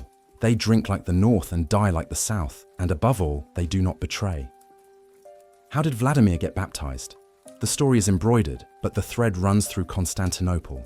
He sends envoys to sample the world's faiths. Islam's rules strike him as severe. Western churches feel plain. But in Hagia Sophia, the envoys report, "We knew not whether we were in heaven or on earth." Whether or not those were the exact words, the outcome stands. 988, Rus's converts. A princess of Byzantium sails north, and Byzantine chants begin to echo along icy rivers. Mission doesn't stop there. The brothers Cyril and Methodius create an alphabet for Slavic speech. Bulgaria and Serbia host scriptoria. Courts from Ohrid to Skopje sing Constantinople's hymns in voices that will outlast emperors. A Byzantine commonwealth forms, not a map you can draw, but a culture you can hear. At home, monastic centres like Mount Athos bloom, disciplined and learned. The theology gets quieter, more confident. The art grows tender without growing soft. Ivory triptychs, cloisonné enamels, miniature painting, crafts that speak in inches and last for centuries. The Photian schism earlier in the century foreshadows future ice. Patriarch Photios and Pope Nicholas I trade excommunications. Jurisdiction lines blur. Missionaries compete in the same villages. The argument cools, reheats, and never quite ends. In 1054, during the last Macedonian decades, legates and a patriarch will slam the door more loudly. For now, it is ajar and creaking. The machine hums so well that courtiers mistake noise reduction for perpetual motion. After Basil II dies in 1025, with no sons, rule passes to relatives who prefer libraries to drill fields, parties to provisioning. Nothing collapses at once.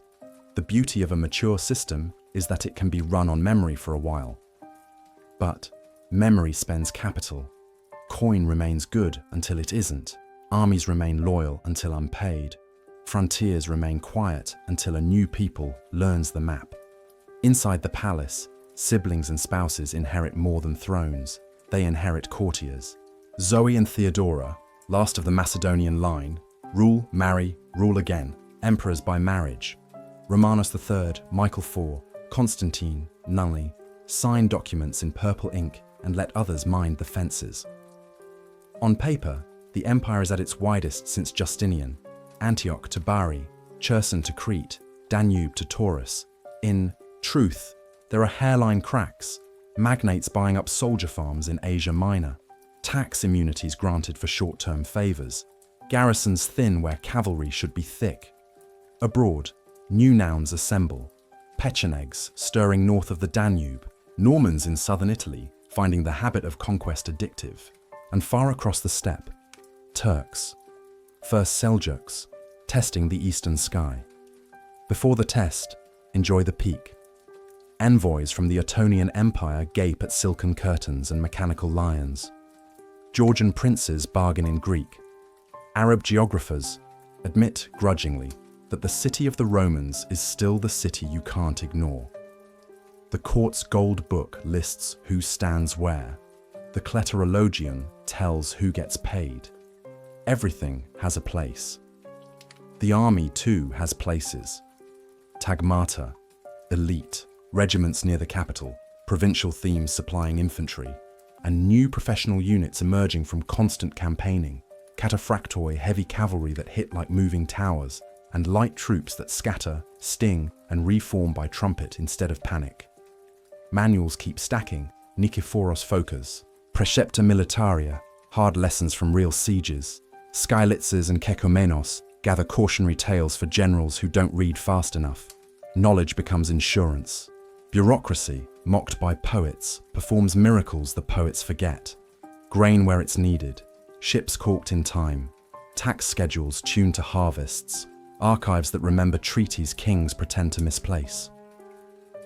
The empire's real miracle is competence. And yet, competence is not prophecy. The dynasty winds down with more scholars than soldiers, more etiquette than urgency.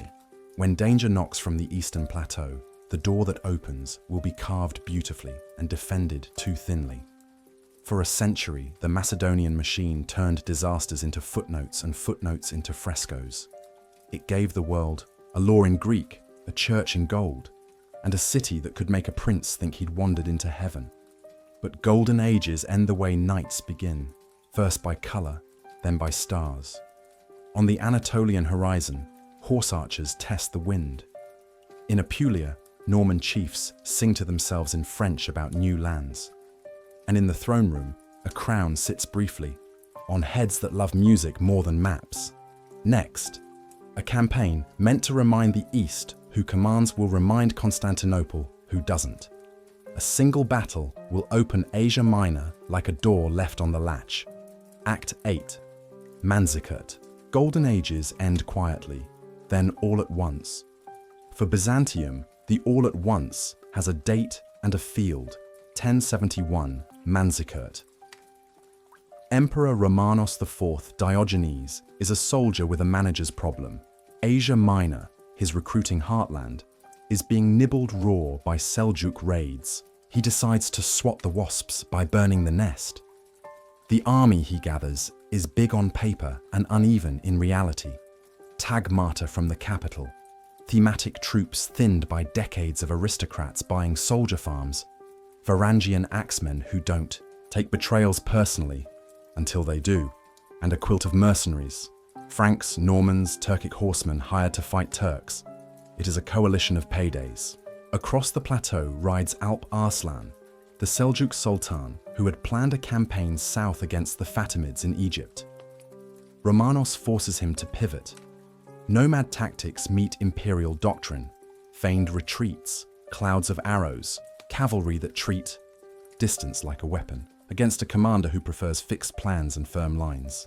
Romanos advances toward Manzikert with one fatal handicap: mistrust.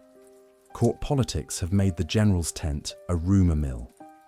The Ducas faction, aristocrats who see Romanos as an upstart husband to an empress they'd rather advise than obey, wait for the campaign to fail. Some will help it along. The imperial force splits, part sent to seize Kalat. Scouts vanish into horizons that lie. When the main body closes on Manzikert, it finds not a timid raiding party, but a mobile system that refuses to be cornered. On the day of battle, the pattern looks familiar and, if you read old manuals, manageable. Seljuk horse archers ride in arcs, loose arrows, melt back. The Byzantine line stiffens, pushes, the enemy breaks and runs. It's the invitation. Nomads have mailed to heavy infantry for 1,000 years. Afternoon lengthens. Romanos orders a measured withdrawal to camp. Shields locked, dust in throats, standards aligned. The order needs a rear guard and a loyal reserve. It gets Andronikos Ducas. Ducas, cousin to the emperor's rivals, turns his reserve away. The emperor is dead, the whisper runs, useful whether true or not. The orderly fallback becomes a hinge. The hinge becomes a break. Seljuk banners wheel. The retreating enemy is suddenly everywhere. Horns, drums, hooves. The Byzantine line collapses by segments, then by assumptions. A Varangian, not fights to buy time that logistics has already sold. Romanos is wounded, face slashed, thigh pierced, still fighting in a pocket that shrinks like cooling metal. Dusk finds him a captive under Alp Arslan's eyes. The meeting is a duet of theatre and pragmatism. The Sultan sets one foot on the emperor's neck, then raises him, seats him, and serves snow-cooled sherbet, a conqueror's joke that does not humiliate, because Arslan doesn't need humiliation. He needs to get back to Egypt. Terms are drafted: a ransom, a marriage tie, a truce, no dismemberment, no parade. After a week, Romanos is released. The catastrophe isn't the defeat, it's home. While Romanos drank his bitter courtesy, Constantinople brewed a coup. His enemies declare him deposed. When he marches back with what forces he can scrape together, civil war answers the Seljuk victory with a Byzantine one. Romanos loses, again, this time to fellow Romans. He is captured, blinded so clumsily the wound kills him. The empire has swapped a beaten general for a vacuum. Vacuum is what the Seljuks prefer. They don't need sieges. They need openings, with the field army shattered and governors bargaining for their own corners. Turkic clans pour into Anatolia, not just as raiders, but as settlers. The plateau, Byzantium's farm, barracks, and buffer, turns into Rum, a Seljuk sultanate named, with exquisite irony, for Rome. What took Arabs a century to gnaw from the south, the Turks take in a decade from the east. Not coasts and cities at first, but roads, pastures, tax districts, the empire's musculature. Villages change tax collectors, then language, then liturgy. The map looks Byzantine in ink for years after it stops being Byzantine in grain and recruits. The same year as Manzikert, another door slams. Bari falls to the Normans. Italy's last Byzantine outpost is gone. 2 theatres close on the same day. The audience is Europe.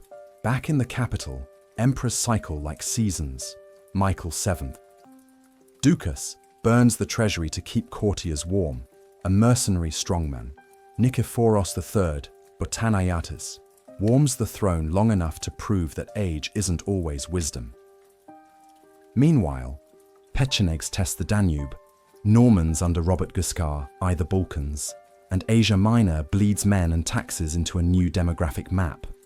By 1081, a capable man with a devastated balance sheet grabs the wheel. Alexios Theos Komnenos. He inherits a capital, a coastline, and not much else. The army can still dress up as an army. It can no longer be one without help.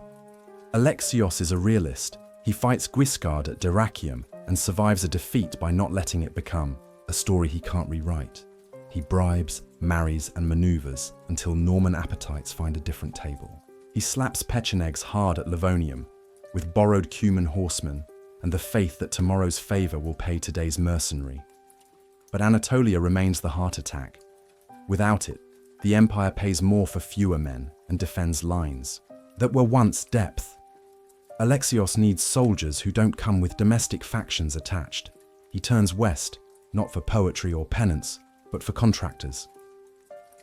In 1095, envoys head to Piacenza and then to Clermont with a modest request: licensed mercenaries to help recover imperial towns from Turks who weren't supposed to be there. What returns is not a mercenary ad, it's a movement.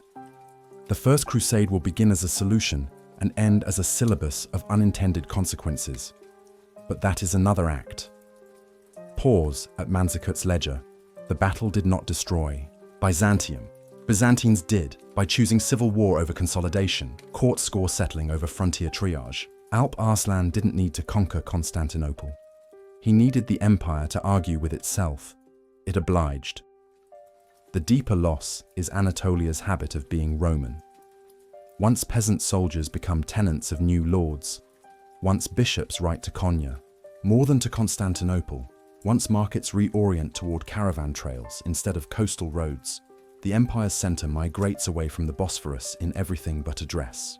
What remains after Manzikert is a smaller state that still has advantages.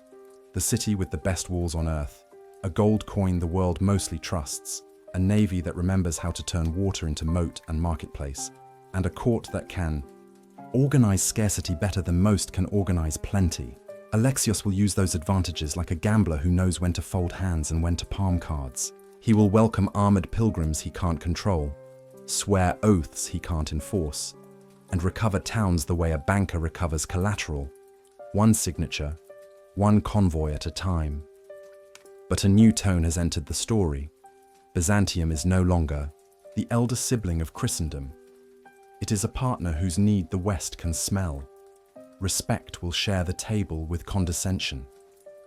Manzikert teaches a rule the empire will relearn bitterly in 1204. A state can survive a defeat on the frontier. It rarely survives a defeat in its succession. Lose a battle, pay a ransom. Lose a faction fight, pay a century. And yet the city endures. Markets still open at dawn. The Mace still fills with sellers of figs and silk.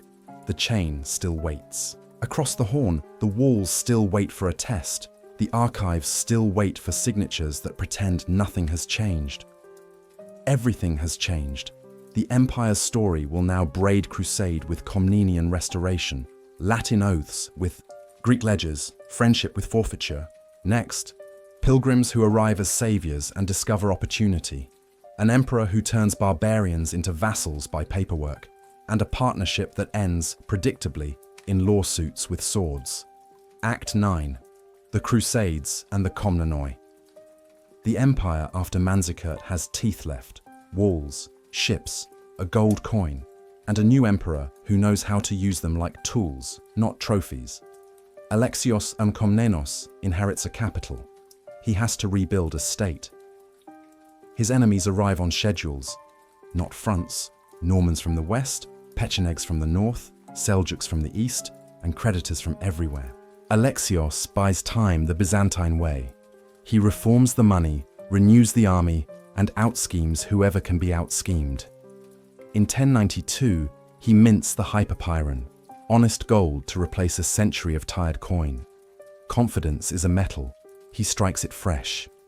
He reorganizes forces around Pronoia, land revenues swapped for service, stitching a new nobility of soldiers to a treasury that can't pay in cash. He hires steppe horsemen, keeps Varangians for shock, and remembers that a good ledger wins as surely as a good lance. But Anatolia bleeds, and the empire cannot cauterize it alone. Alexios asks the West for mercenaries. The West hears salvation. 1095. Pope Urban II preaches a crusade. What Alexios wanted, manageable, contingents under contract, arrives as a movement, armored with vows and hunger. First comes the chaotic People's Crusade, pilgrims without logistics. They flood into imperial lands, then blunder into Turkish ambushes and become a cautionary tale. Alexios ferries the survivors away and waits for professionals. They come in princes: Godfrey, Raymond, Bohemond, Tancred. Alexios insists on oaths. Lands recovered from the Turks that once paid taxes to Constantinople are to be returned to Constantinople. The princes swear with the flexibility of men who expect to forget. The partnership works at first.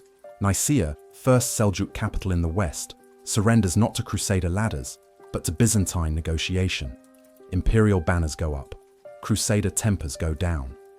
Along the coast, city by city, Alexios's officers take back what the crusade dislodges. At Antioch, the alliance buckles. The Crusaders bleed the walls white, then seize the city through a midnight ladder and a guard's quiet price. Alexios is on the way to relieve them when a false report says the Crusaders are finished. He turns back to avoid a disaster. They survive and remember his caution as betrayal. Bohemond keeps Antioch in defiance of his oath and frames it as providence. Alexios answers with paperwork sharper than spears. The Treaty of Devil, 1108, forces Bohemond to call himself an imperial vassal. On parchment, victory. On the ground, Tancred ignores it. Still, the Komnenian restoration is real. Western Anatolia returns to the tax rolls. Rhodes, Ephesus, Smyrna fly imperial colours. Again, the Aegean becomes a moat you can trade across. Allies come with invoices. In 1082, Alexios buys Venetian naval help against Normans with a crucible, customs breaks, harbour rights, trading quarters. The deal saves the coast and mortgages the future. Venetian warehouses sprout like privileged mushrooms. Alexios outlives Robert Guiscard, breaks the Pechenegs at Livonium with borrowed cumin arrows, and dies in 1118 having proven that a competent emperor can turn defeat into deferral. His son, John II Komnenos, is the quiet excellence that never gets top billing.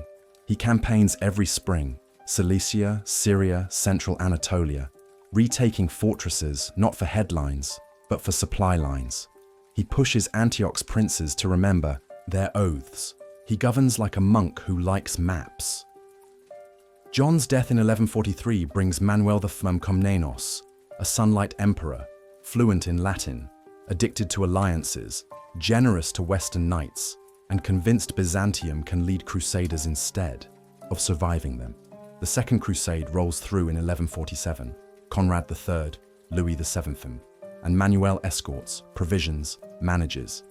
He steers them past his own garrisons like a host keeping enthusiastic guests out of the glass cabinet. Manuel fights on 3 tables, against Normans of Sicily for influence in the Adriatic and southern Italy, glorious campaigns, thin results. Against Seljuks in Anatolia, a long chess match. Against Venice and its rivals for control of trade. Arrests in 1171 trigger a naval war and introduce Genoa and Pisa as new creditors with flags. He shines most in diplomacy, marriage webs to Germany, Hungary, Jerusalem, vassalage. Theatre for Antioch, Greek gold underwriting Latin dreams. At feasts, he stages mechanical lions and singing birds. In councils, he stages compromises. But glory wants a field. In 1176, Manuel marches deep into the Anatolian interior to break the Seljuk state outright. At Myriokephalon, his column jams in a defile. Turkish horse archers carve its flanks. Siege engines are lost. The army staggers out bloodied. It's not Manzikert II, but it kills the dream of reconquering the plateau. After Manuel, the altitude sickness sets in. The empire is still rich, still ceremonial, but the Komnenian pilot light flickers. His son Alexios II is a child. Factions taste inheritance. Enter Andronikos I Komnenos, charisma in boots, reform in a fist. He rides popular anger against graft, punishes embezzlers, slaps down entitled magnates. For a year, the city thinks it has a doctor. Then it realizes it has a surgeon who won't stop cutting. 1182. Resentment against privileged Latins in the capital detonates. A massacre stains the streets and memory. Whatever trust survived between Greek merchants and Italian colonies dies.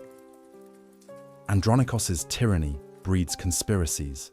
Conspiracies breed Andronikos's end. In 1185, as Normans of Sicily sack Thessalonica, the capital rises. Andronikos is torn apart by the same crowd that once cheered him. The Angeloi, Isaac II, then Alexios III, inherit and mismanage. They spend like Byzantium still has Basil II's treasury, sell offices like tomorrow won't arrive, and lose what John and Manuel had patiently reconquered. In 1185, the Asen brothers spark a revolt in the Balkans. The Second Bulgarian Empire is born. The Danube frontier turns from buffer to border with teeth. Meanwhile, Italian sea powers leverage their quarter states into state-states. When Venice, Pisa, Genoa quarrel, they do it on Byzantine streets. Tariffs become treaties, become wars you can't afford to win. The Third Crusade passes in 1189-1192. Frederick Barbarossa dies in Anatolia. His army melts. Richard and Philip glare at each other in the Levant. Byzantium's role is to endure the traffic and survive the suspicion. By 1200, the restoration is memory. The empire still looks tall in robes, but the scaffolding is rotten. Privileges auctioned, navy outsourced to Italian rivals, army part-time and partially paid, ledger lines written in hope. The partnership with the Latin world has flipped. Byzantium once hired and hosted. Now it is the asset in other people's plans. A final sequence lines up. A Venetian ledger, a crusade that can't pay its bills, a claimant who wants a throne he can't win by himself, and a city that has withstood 1,000 sieges from enemies but is unready for friends with contracts. Comnenian genius bought a century. Angeloi wasted it in a decade. Between them stands the fact this act wanted you to remember. Alliances are loans. One day, someone will collect. Next, 1204, when collection day arrives. A crusade diverted, a chain broken, a city opened, and an empire quartered. Act 10, the Fourth Crusade and the Latin Empire. Crusades were meant to travel south. The one that breaks Byzantium travels sideways first, into contracts, then into debt. The year is 1201. Venice signs a shipping deal with crusade leaders. Transport for 30,500 men and 4,500 horses. 1 year's food, and a price only a superpower port could name. The Doge, Enrico Dandolo, is old, brilliant, and either half-blind or pretending well. When the appointed summer comes, fewer crusaders arrive than promised. They can't pay the bill. Venice has yards of idle ships and ledgers that don't forgive. Dandolo offers a workaround that smells like strategy and penance at once. Help Venice recapture Zara, a Christian city that defected to Hungary, and the debt will shrink. The Pope forbids it. The Crusaders take it anyway. Excommunications. Land like hail, necessities shrug. Now debt needs a bigger solution. Enter a prince with promises. Alexios Angelos, son of the deposed Byzantine Emperor Isaac II. He proposes a bargain. Restore him in Constantinople, and he will pay the Crusaders huge sums, provision them for Egypt, unite the Greek and Latin churches, and place imperial arms at their service. It's everything everyone wants, on paper. In 1203, a Western armada rounds into the Bosphorus. The city has seen Arab fleets, Russ's boats, Bulgarian riders. It has not seen this. Crosses, standards, and Venetian sails drawn up in neat arithmetic. On the throne sits Alexios III, brother to the blinded Isaac. He stages bravery, then stages an exit, carrying the treasury he can carry. The Crusaders force the issue. Walls attacked from the Golden Horn by ships with siege, towers bolted to decks. A corner section falls. The populace swings to yesterday's dynasty out of habit and hope. Isaac II is pulled from prison, his son proclaimed Alexios IV. The Crusaders expect payment, the city expects miracles. Neither arrives on schedule. Alexios IV quickly learns that Constantinople is not a vault with a crown. It's a budget with enemies. The promised bullion doesn't exist in piles. Taxes do. On priests, on palaces, on resentment. Fires break out, sparked by fights between Latin quarters and locals. An inferno in August 1203 eats neighborhoods and patience. Dandolo keeps the fleet parked like a threat and a warehouse. The Crusader host winters outside the walls, bleeding the countryside and the emperor's credibility. The more he leans on citizens to pay foreigners, the more the word usurper grows teeth. January 1204. A palace coup simplifies the crisis into catastrophe. Alexios V Mourtzouphlos, a competent soldier with a dangerous nickname, overthrows Alexios IV and Isaac, slams the treasury shut, fortifies the walls, and tells the Latins to leave. They don't. The crusade has become a business with sunk costs. Popes prefer Jerusalem, ledgers prefer Constantinople. April 1204. The plan is Venetian. Concentrate on the sea walls along the Golden Horn, drop gangways from mast-top siege towers, and pry a city with carpentry and nerve. The chain across the Horn is disabled. The inner harbour fills with ships that are also ladders. The first assaults fail, the second don't. A gate is forced, a tower taken. Standards go up where last year's fires still smell. Panic is a weapon too. Once it's inside a wall, walls are ornament. Alexios V flees with the imperial regalia and the habit of failure. The city, stunned, is left to 3 days of sack. To call it looting is to understate arithmetic. Churches stripped, relics gathered like capital, bronzes melted, manuscripts torn for their covers' jewels, households violated, saints' bones inventoried for export. The Crusaders take what centuries have saved: gold, silver, silk, a confidence. Not everything vanishes in flame, much moves. The bronze horses that had watched the Hippodrome's races sail to San Marco in Venice. Reliquaries scatter into Western treasuries. 1,000 churches in France and Italy suddenly house slivers of a city they never saw. When the counting ends, the victors draw up the Partitio Romanii, a partition of the Roman realm. Baldwin of Flanders is crowned Latin Emperor in Hagia Sophia. Boniface of Montferrat takes Thessalonica. Venice claims slices of Constantinople, island chains, and rights like a merchant state, Crete among them. And yet the Latin Empire is born weak. In 1205, at Adrianople, the Bulgarians under Kaloyan ambush and destroy a Latin field army. Emperor Baldwin is captured and will not return. The new state keeps the capital and a map's confidence, but not the means to keep either. Byzantium doesn't die, it fragments. 3 Greek-speaking successor states pick up pieces with different toolkits. Nicaea in Western Anatolia under Theodore von Lascaris, administration, bishops and patience. Epirus in the northwest, swords, cousins, and opportunism. Trebizond on the Black Sea, Grand Komnenoi, Georgian backing, and trade winds. Of these, Nicaea is the archive and the spine. It calls itself the Empire of the Romans, not a principality in exile. It reconstructs courts, lands bishops, pays soldiers on time, and treats Constantinople's loss as a temporary address change. In the Latin capital, Dandolo dies in 1205 and is buried in Hagia Sophia, a Venetian doge under a Byzantine dome, a sentence future centuries will read with raised eyebrows. His city keeps the best parts of the bargain: quarters, ports, and a century of customs. The damage to Byzantine civilization is not just silver melted, it's networks cut. Scriptoriums stop, patrons flee, the teaching class thins. What the Arabs could not do with fleets, and the Turks could not do with horse, Latin Christendom did with credit and hunger.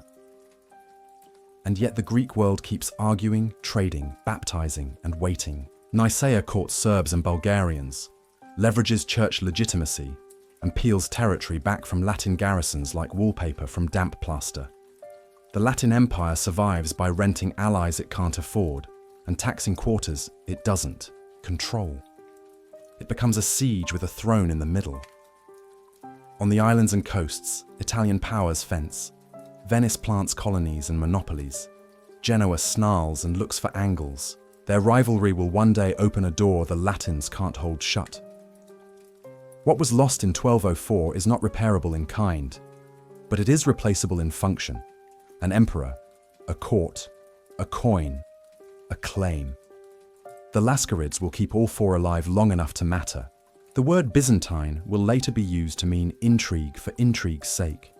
In these years it means persistence, government as salvage, culture as memory work, war as accounting done with spears. The next act belongs to the exiles, who learn to govern with less and demand more. They will fight Latins, bargain with Bulgars, bribe Turks, and, when a Genoese captain finds the harbour unguarded, walk back into their city as if late to a meeting. But before the return, there is rebuilding, of tax rolls, of alliances, of the idea that Rome can live in a tent and still be Rome.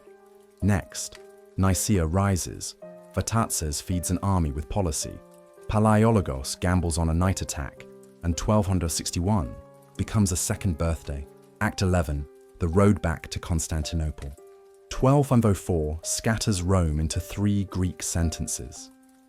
Nicaea with paperwork, Epirus with swords, Trebizond with sails. The question isn't who has the crown, it's who remembers how to use it. In Nicaea, Theodore I Lascaris does the boring. Miracle, he rebuilds government. A senate that meets, courts that sit, bishops that sign. He finds a patriarch in exile and crowns himself emperor, so the line from Augustus doesn't snap, only detours. His army is small and paid. His borders are penciled, not inked, but he holds the valleys behind the coasts, and valleys grow bread and men. The Latin Empire in Constantinople looks grand and bleeds cash. It cannot tax what it cannot touch.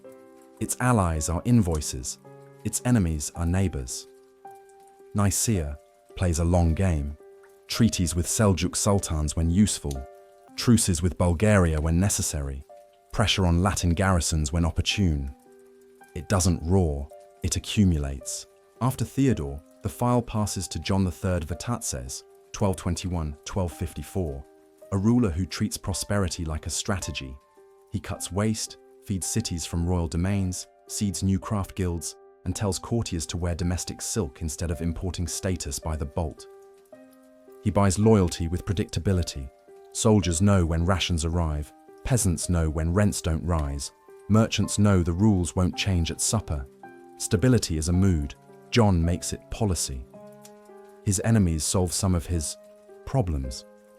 In 1230, at Kalokotnitsa, Bulgaria crushes Epirus, ending the Epirate bid to wear the imperial title alone. Nicaea steps into the space with ledgers and lances.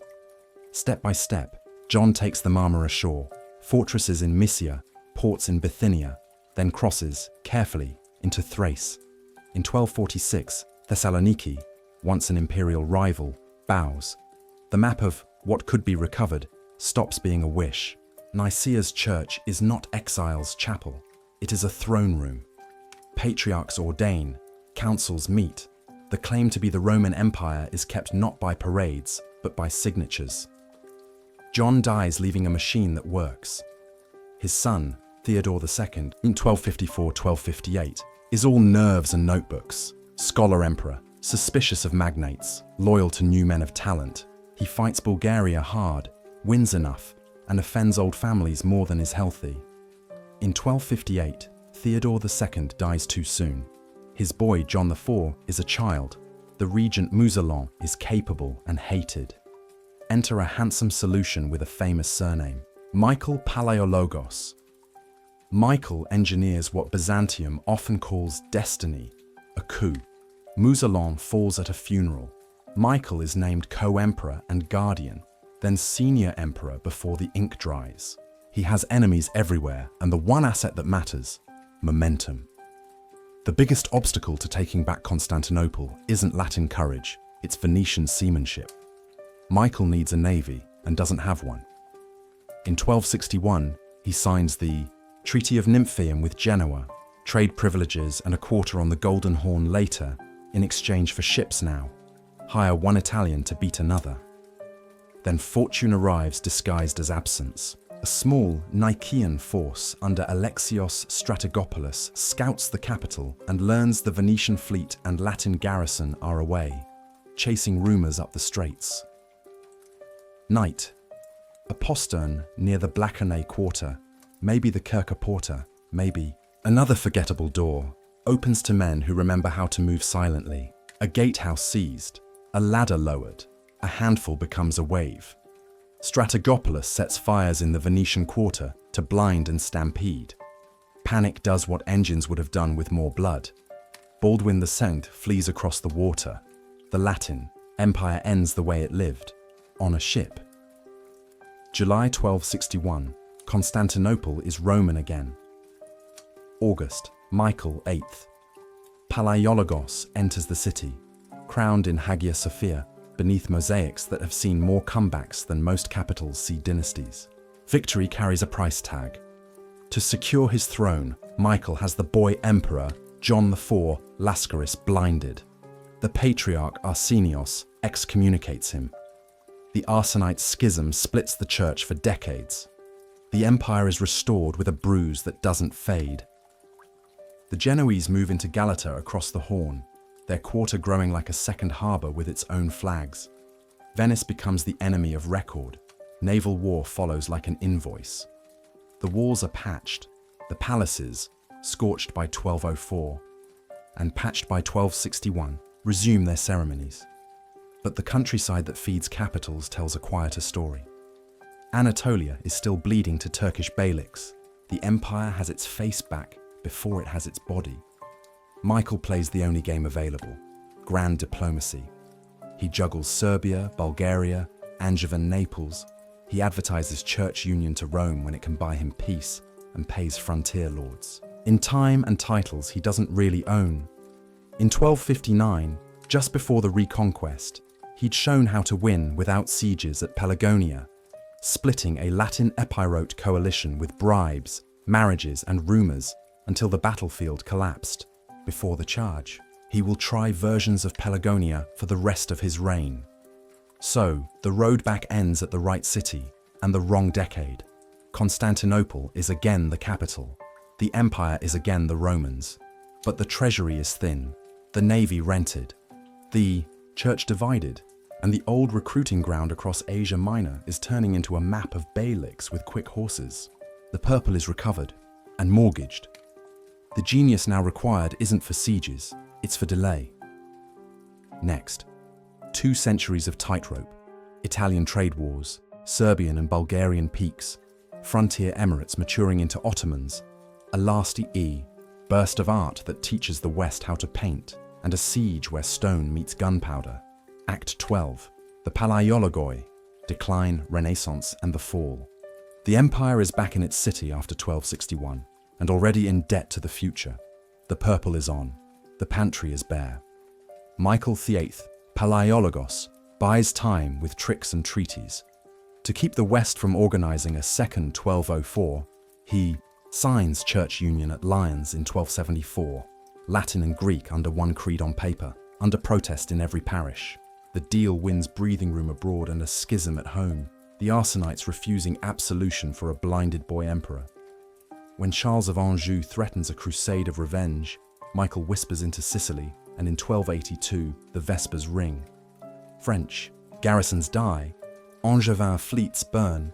A would-be conqueror learns that Byzantium still knows how to remote detonate enemies. The price of diplomacy is neglect. While the court plays chess with popes and princes, Anatolia, the empire's muscle, thins into beyliks, Germian, Karaman, and a quiet house of Osman, whose herds graze close to Nicaea. Andronikos II inherits in 1282 and cuts to save. Tax relief for monasteries, pay cuts for fleets. He disbands much of the navy to balance books, then hires Venetians and Genoese to do jobs once done under the double-headed eagle. It works, the way pawn shops work. Turkish raiders press deeper. Andronikos hires a ready-made hammer, the Catalan Company, hardened veterans of Aragon's wars led by Roger de Flor. In 1303, Catalans smash Emirate armies in Asia like a bad habit. In 1305, after court intrigue kills their captain, the hammer turns on the house. Thrace learns the Catalan word for requisition. The Catalans seize Gallipoli, turning the Hellespont into anyone's guess. Byzantium evicts them the way it always evicts mercenaries, eventually with scars. Meanwhile, a beylik no one properly budgeted for becomes a state. Osman raids, Orhan besieges. Bursa falls in 1326, Nicaea in 1331, Nicomedia in 1337. The old Byzantine alphabet of cities around the Propontis becomes Ottoman punctuation. At home, a dynasty argues with itself. Andronikos II versus Andronikos III, grandfather against grandson, civil war from 1321 to 1328. Asia bleeds, while Constantinople counts coups. The younger wins, the empire loses time. Andronikos III is capable and brief. He retakes bits of Thessaly, juggles Latins in the Aegean, tries to rebuild a fleet. He dies in 1341, and with him dies the last chance to act like a middle power.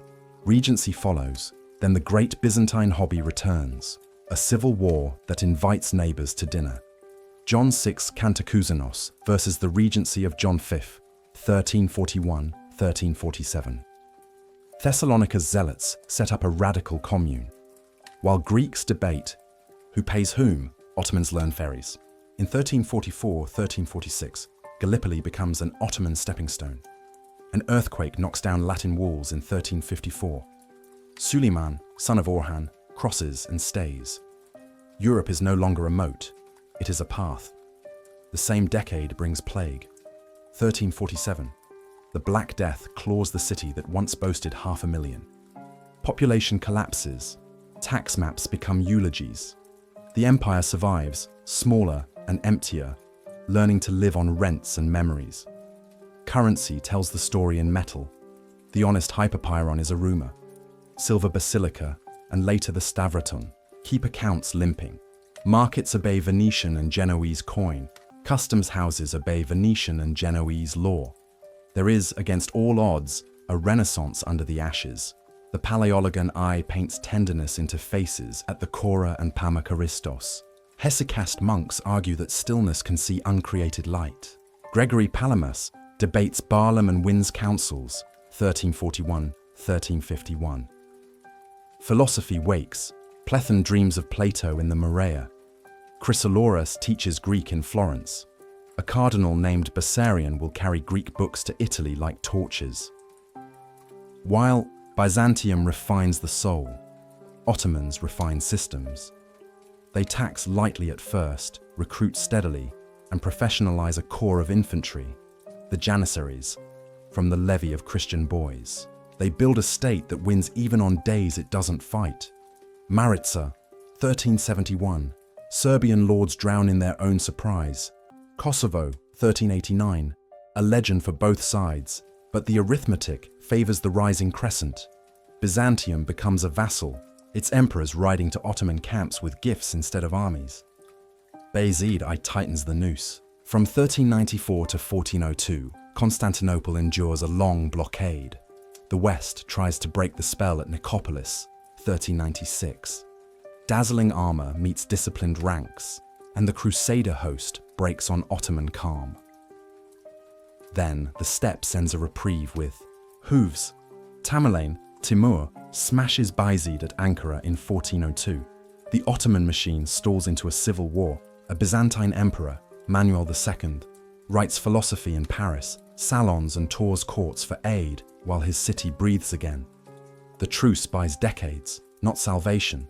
Byzantium sells Thessalonica to Venice to keep it from Ottomans. Murad Sent takes it anyway in 1430. The empire is now a capital, a few Morio fortresses, and rights to memories. John VIII pins hopes on union again. 1438-1439, the Council of Ferrara, Florence. Weary Greek bishops sign with Latin pens. The creed is shared, the city isn't. Sailors and clergy at home hiss the word unionist like a curse. The promised armies never match the parchment. Two last Western charges shatter early. Varna, 1444. a crusade broken on Janissaries and a king's rash vow. Second Kosovo, 1448, the same lesson repeated with fewer illusions. 1451, a young sultan takes the Ottoman stool, Mehmed II. He reads maps the way some men read poetry. He orders a fortress on the Bosphorus, Rumeli Hizara, that says what treaties do not. The straits are Ottoman. A Hungarian founder named Orban builds a giant cannon, the basilica, and smaller beasts besides. Stone balls heavier than oxen's patience, powder enough to teach stone to move. Inside the walls stands Constantine V Palaiologos, not the greatest of emperors, but the last, and that counts. With him, Giovanni Giustiniani, a Genoese captain who understands breaches the way sailors understand wind. April 6th, 1453. The siege begins. The Theodosian walls shrug, then groan, then crack under artillery that would have baffled Theodosius. By night, defenders rebuild. By day, the Sultan's guns explain that stone has a lifespan. The chain still bars the Golden Horn. Mehmed does not argue it. He bypasses it. On the night of April 24, greased logs and oxen haul Ottoman ships overland behind Galata into the inner harbour. At dawn, masts stand where masts should not exist. The sea walls must now divide their fear. Sorties slash out, Greek, Genoese, Venetian crews, rowing hope against arithmetic. A fire ship burns some Ottoman craft. For a week, courage edits. The odds.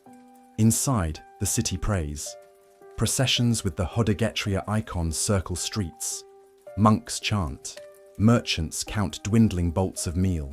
The emperor walks the line like a parish priest with armor. May 29th, 1453. The final assault. Before dawn, 3 waves. Irregulars to tire the walls, regulars to test the cracks, and finally the Janissaries, drums like machine hearts. At the St. Romanos gate, the breach breathes. Justiniani is wounded, badly. He's carried from the wall. The defense sags as if its spine left with him.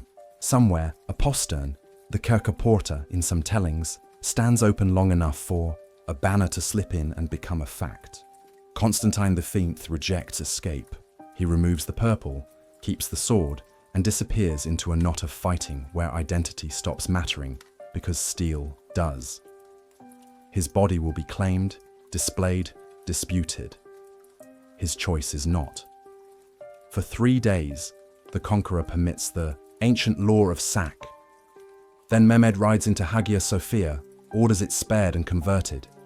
He names a patriarch, Gennadios Scholarios, handing the Orthodox a millet, a state within a state, bound and protected. It is a pragmatic mercy and a political lever. The city gets a new name slowly. To Ottomans, it is Constantiniye. To sailors, Stambul. To maps, it will become Istanbul. Its destiny changes languages. Its geography keeps its job. What dies in 1453 is not Roman law.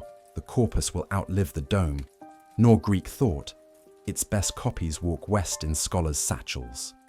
What dies is the government that called itself Roman from Augustus to Constantine V, without a day's admitted interruption. What lives is a spill of influence. Greek teachers, Chrysoloras, Bessarion, Argyropoulos, prime Renaissance pumps in Florence, Venice, Rome. Plethon's pagan whispers stir Ficino. Platonism gets a second youth. Painters learn from icons how to make faces carry soul. Trade roots kink. With the straits in Ottoman hands, Westerners look for water that Turks can't tax. A Genoese in Portuguese service, Columbus, will write about sailing west to reach east. The fall of a city becomes one of the many pushes that send caravels into oceans. Orthodoxy moves its center of history's gravity. Moscow dreams in slogans, Third Rome, and builds onion domes that remember Hagia Sophia through winter air. The patriarchate survives under turbans. Liturgies outlast thrones. For the Ottomans, the conquest is a beginning. Mehmed makes Istanbul a capital worthy of empires. Markets calmed, populations resettled, endowments funded. The city trades under a new flag and discovers that great harbors have memories longer than dynasties. For us, the end reads like an epitaph and a manual. Byzantium shows how a society can endure centuries of pressure by adapting without forgetting, how it can lose maps and keep institutions, lose pride and keep competence, lose battles and keep a language for beauty. Its mistakes are also instructions. Do not defund fleets when your world is water. Do not sell tomorrow's taxes for today's applause. Do not confuse theology for strategy in a century of sieges. Do not let succession debates destroy what enemies could only dent. The last emperor dies on the wall because someone had to. He dies at the hinge of old stone and new gunpowder, of empire as memory and empire as munition. If you listen closely, the story he ends is also the one that sent your book to press and your ship to sea. The banners fell, the ideas didn't.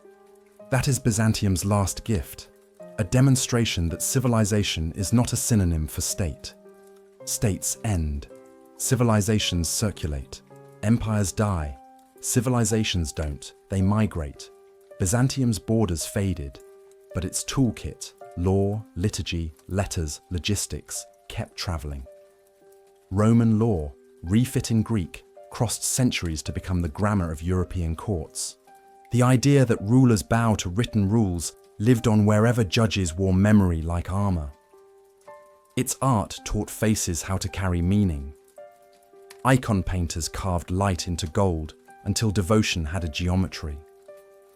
Renaissance workshops would learn the trick. If you want a soul on a surface, begin with order, end with awe. Orthodoxy found ways to be both local and universal. Incense in village chapels, patriarchs arguing policy with poetry. The chant that held Constantinople at dawn still braids through cathedrals in winter and wooden churches where snow owns. The calendar. The capital lost the crown but kept the harbour. Under new rulers, the great hinge between seas stayed what it had always been, a market where maps pay admission. Byzantine diplomacy remains a masterclass. Buy time, rent enemies, pay attention. Its failures are lectures too. Don't defund fleets on a water world. Don't trade tomorrow's taxes for today's applause. Don't let succession kill what sieges couldn't. The last emperor's choice, armor over escape, didn't save a state. It saved a story. It tells us that loyalty can be logical and that some ledgers accept honor as currency. When scholars fled with manuscripts, tucked under wool and will, Italy's workshops found themselves crowded with new ancestors. Plato learned to speak Italian. Perspective met theology. A lost city financed a rebirth. Meanwhile, the Ottomans, inheritors by conquest, proved empires can be good students. They refilled a city with peoples and crafts, and by ruling well, wrote their own chapter into the book Byzantium had been annotating for 1,000 years. So what do we keep? The confidence to adapt without amnesia. The stubborn belief that beauty counts even when budgets don't. The habit of arguing big questions with councils instead of mobs. If Rome in the West was a fall, Byzantium was the aftercare, bandaging the antique world until modernity could walk. Its end is a date. Its influence is an atmosphere. Stand on the Bosphorus at dusk and you'll feel it. Gulls, diesel, ferry horns, minarets, domes. The city where past and present still bargain over tea. The banners changed. The hinge didn't. This has been the 1,000-year survival story of the Romans who spoke Greek. If you made it here, you are now part of its memory. Guard it well.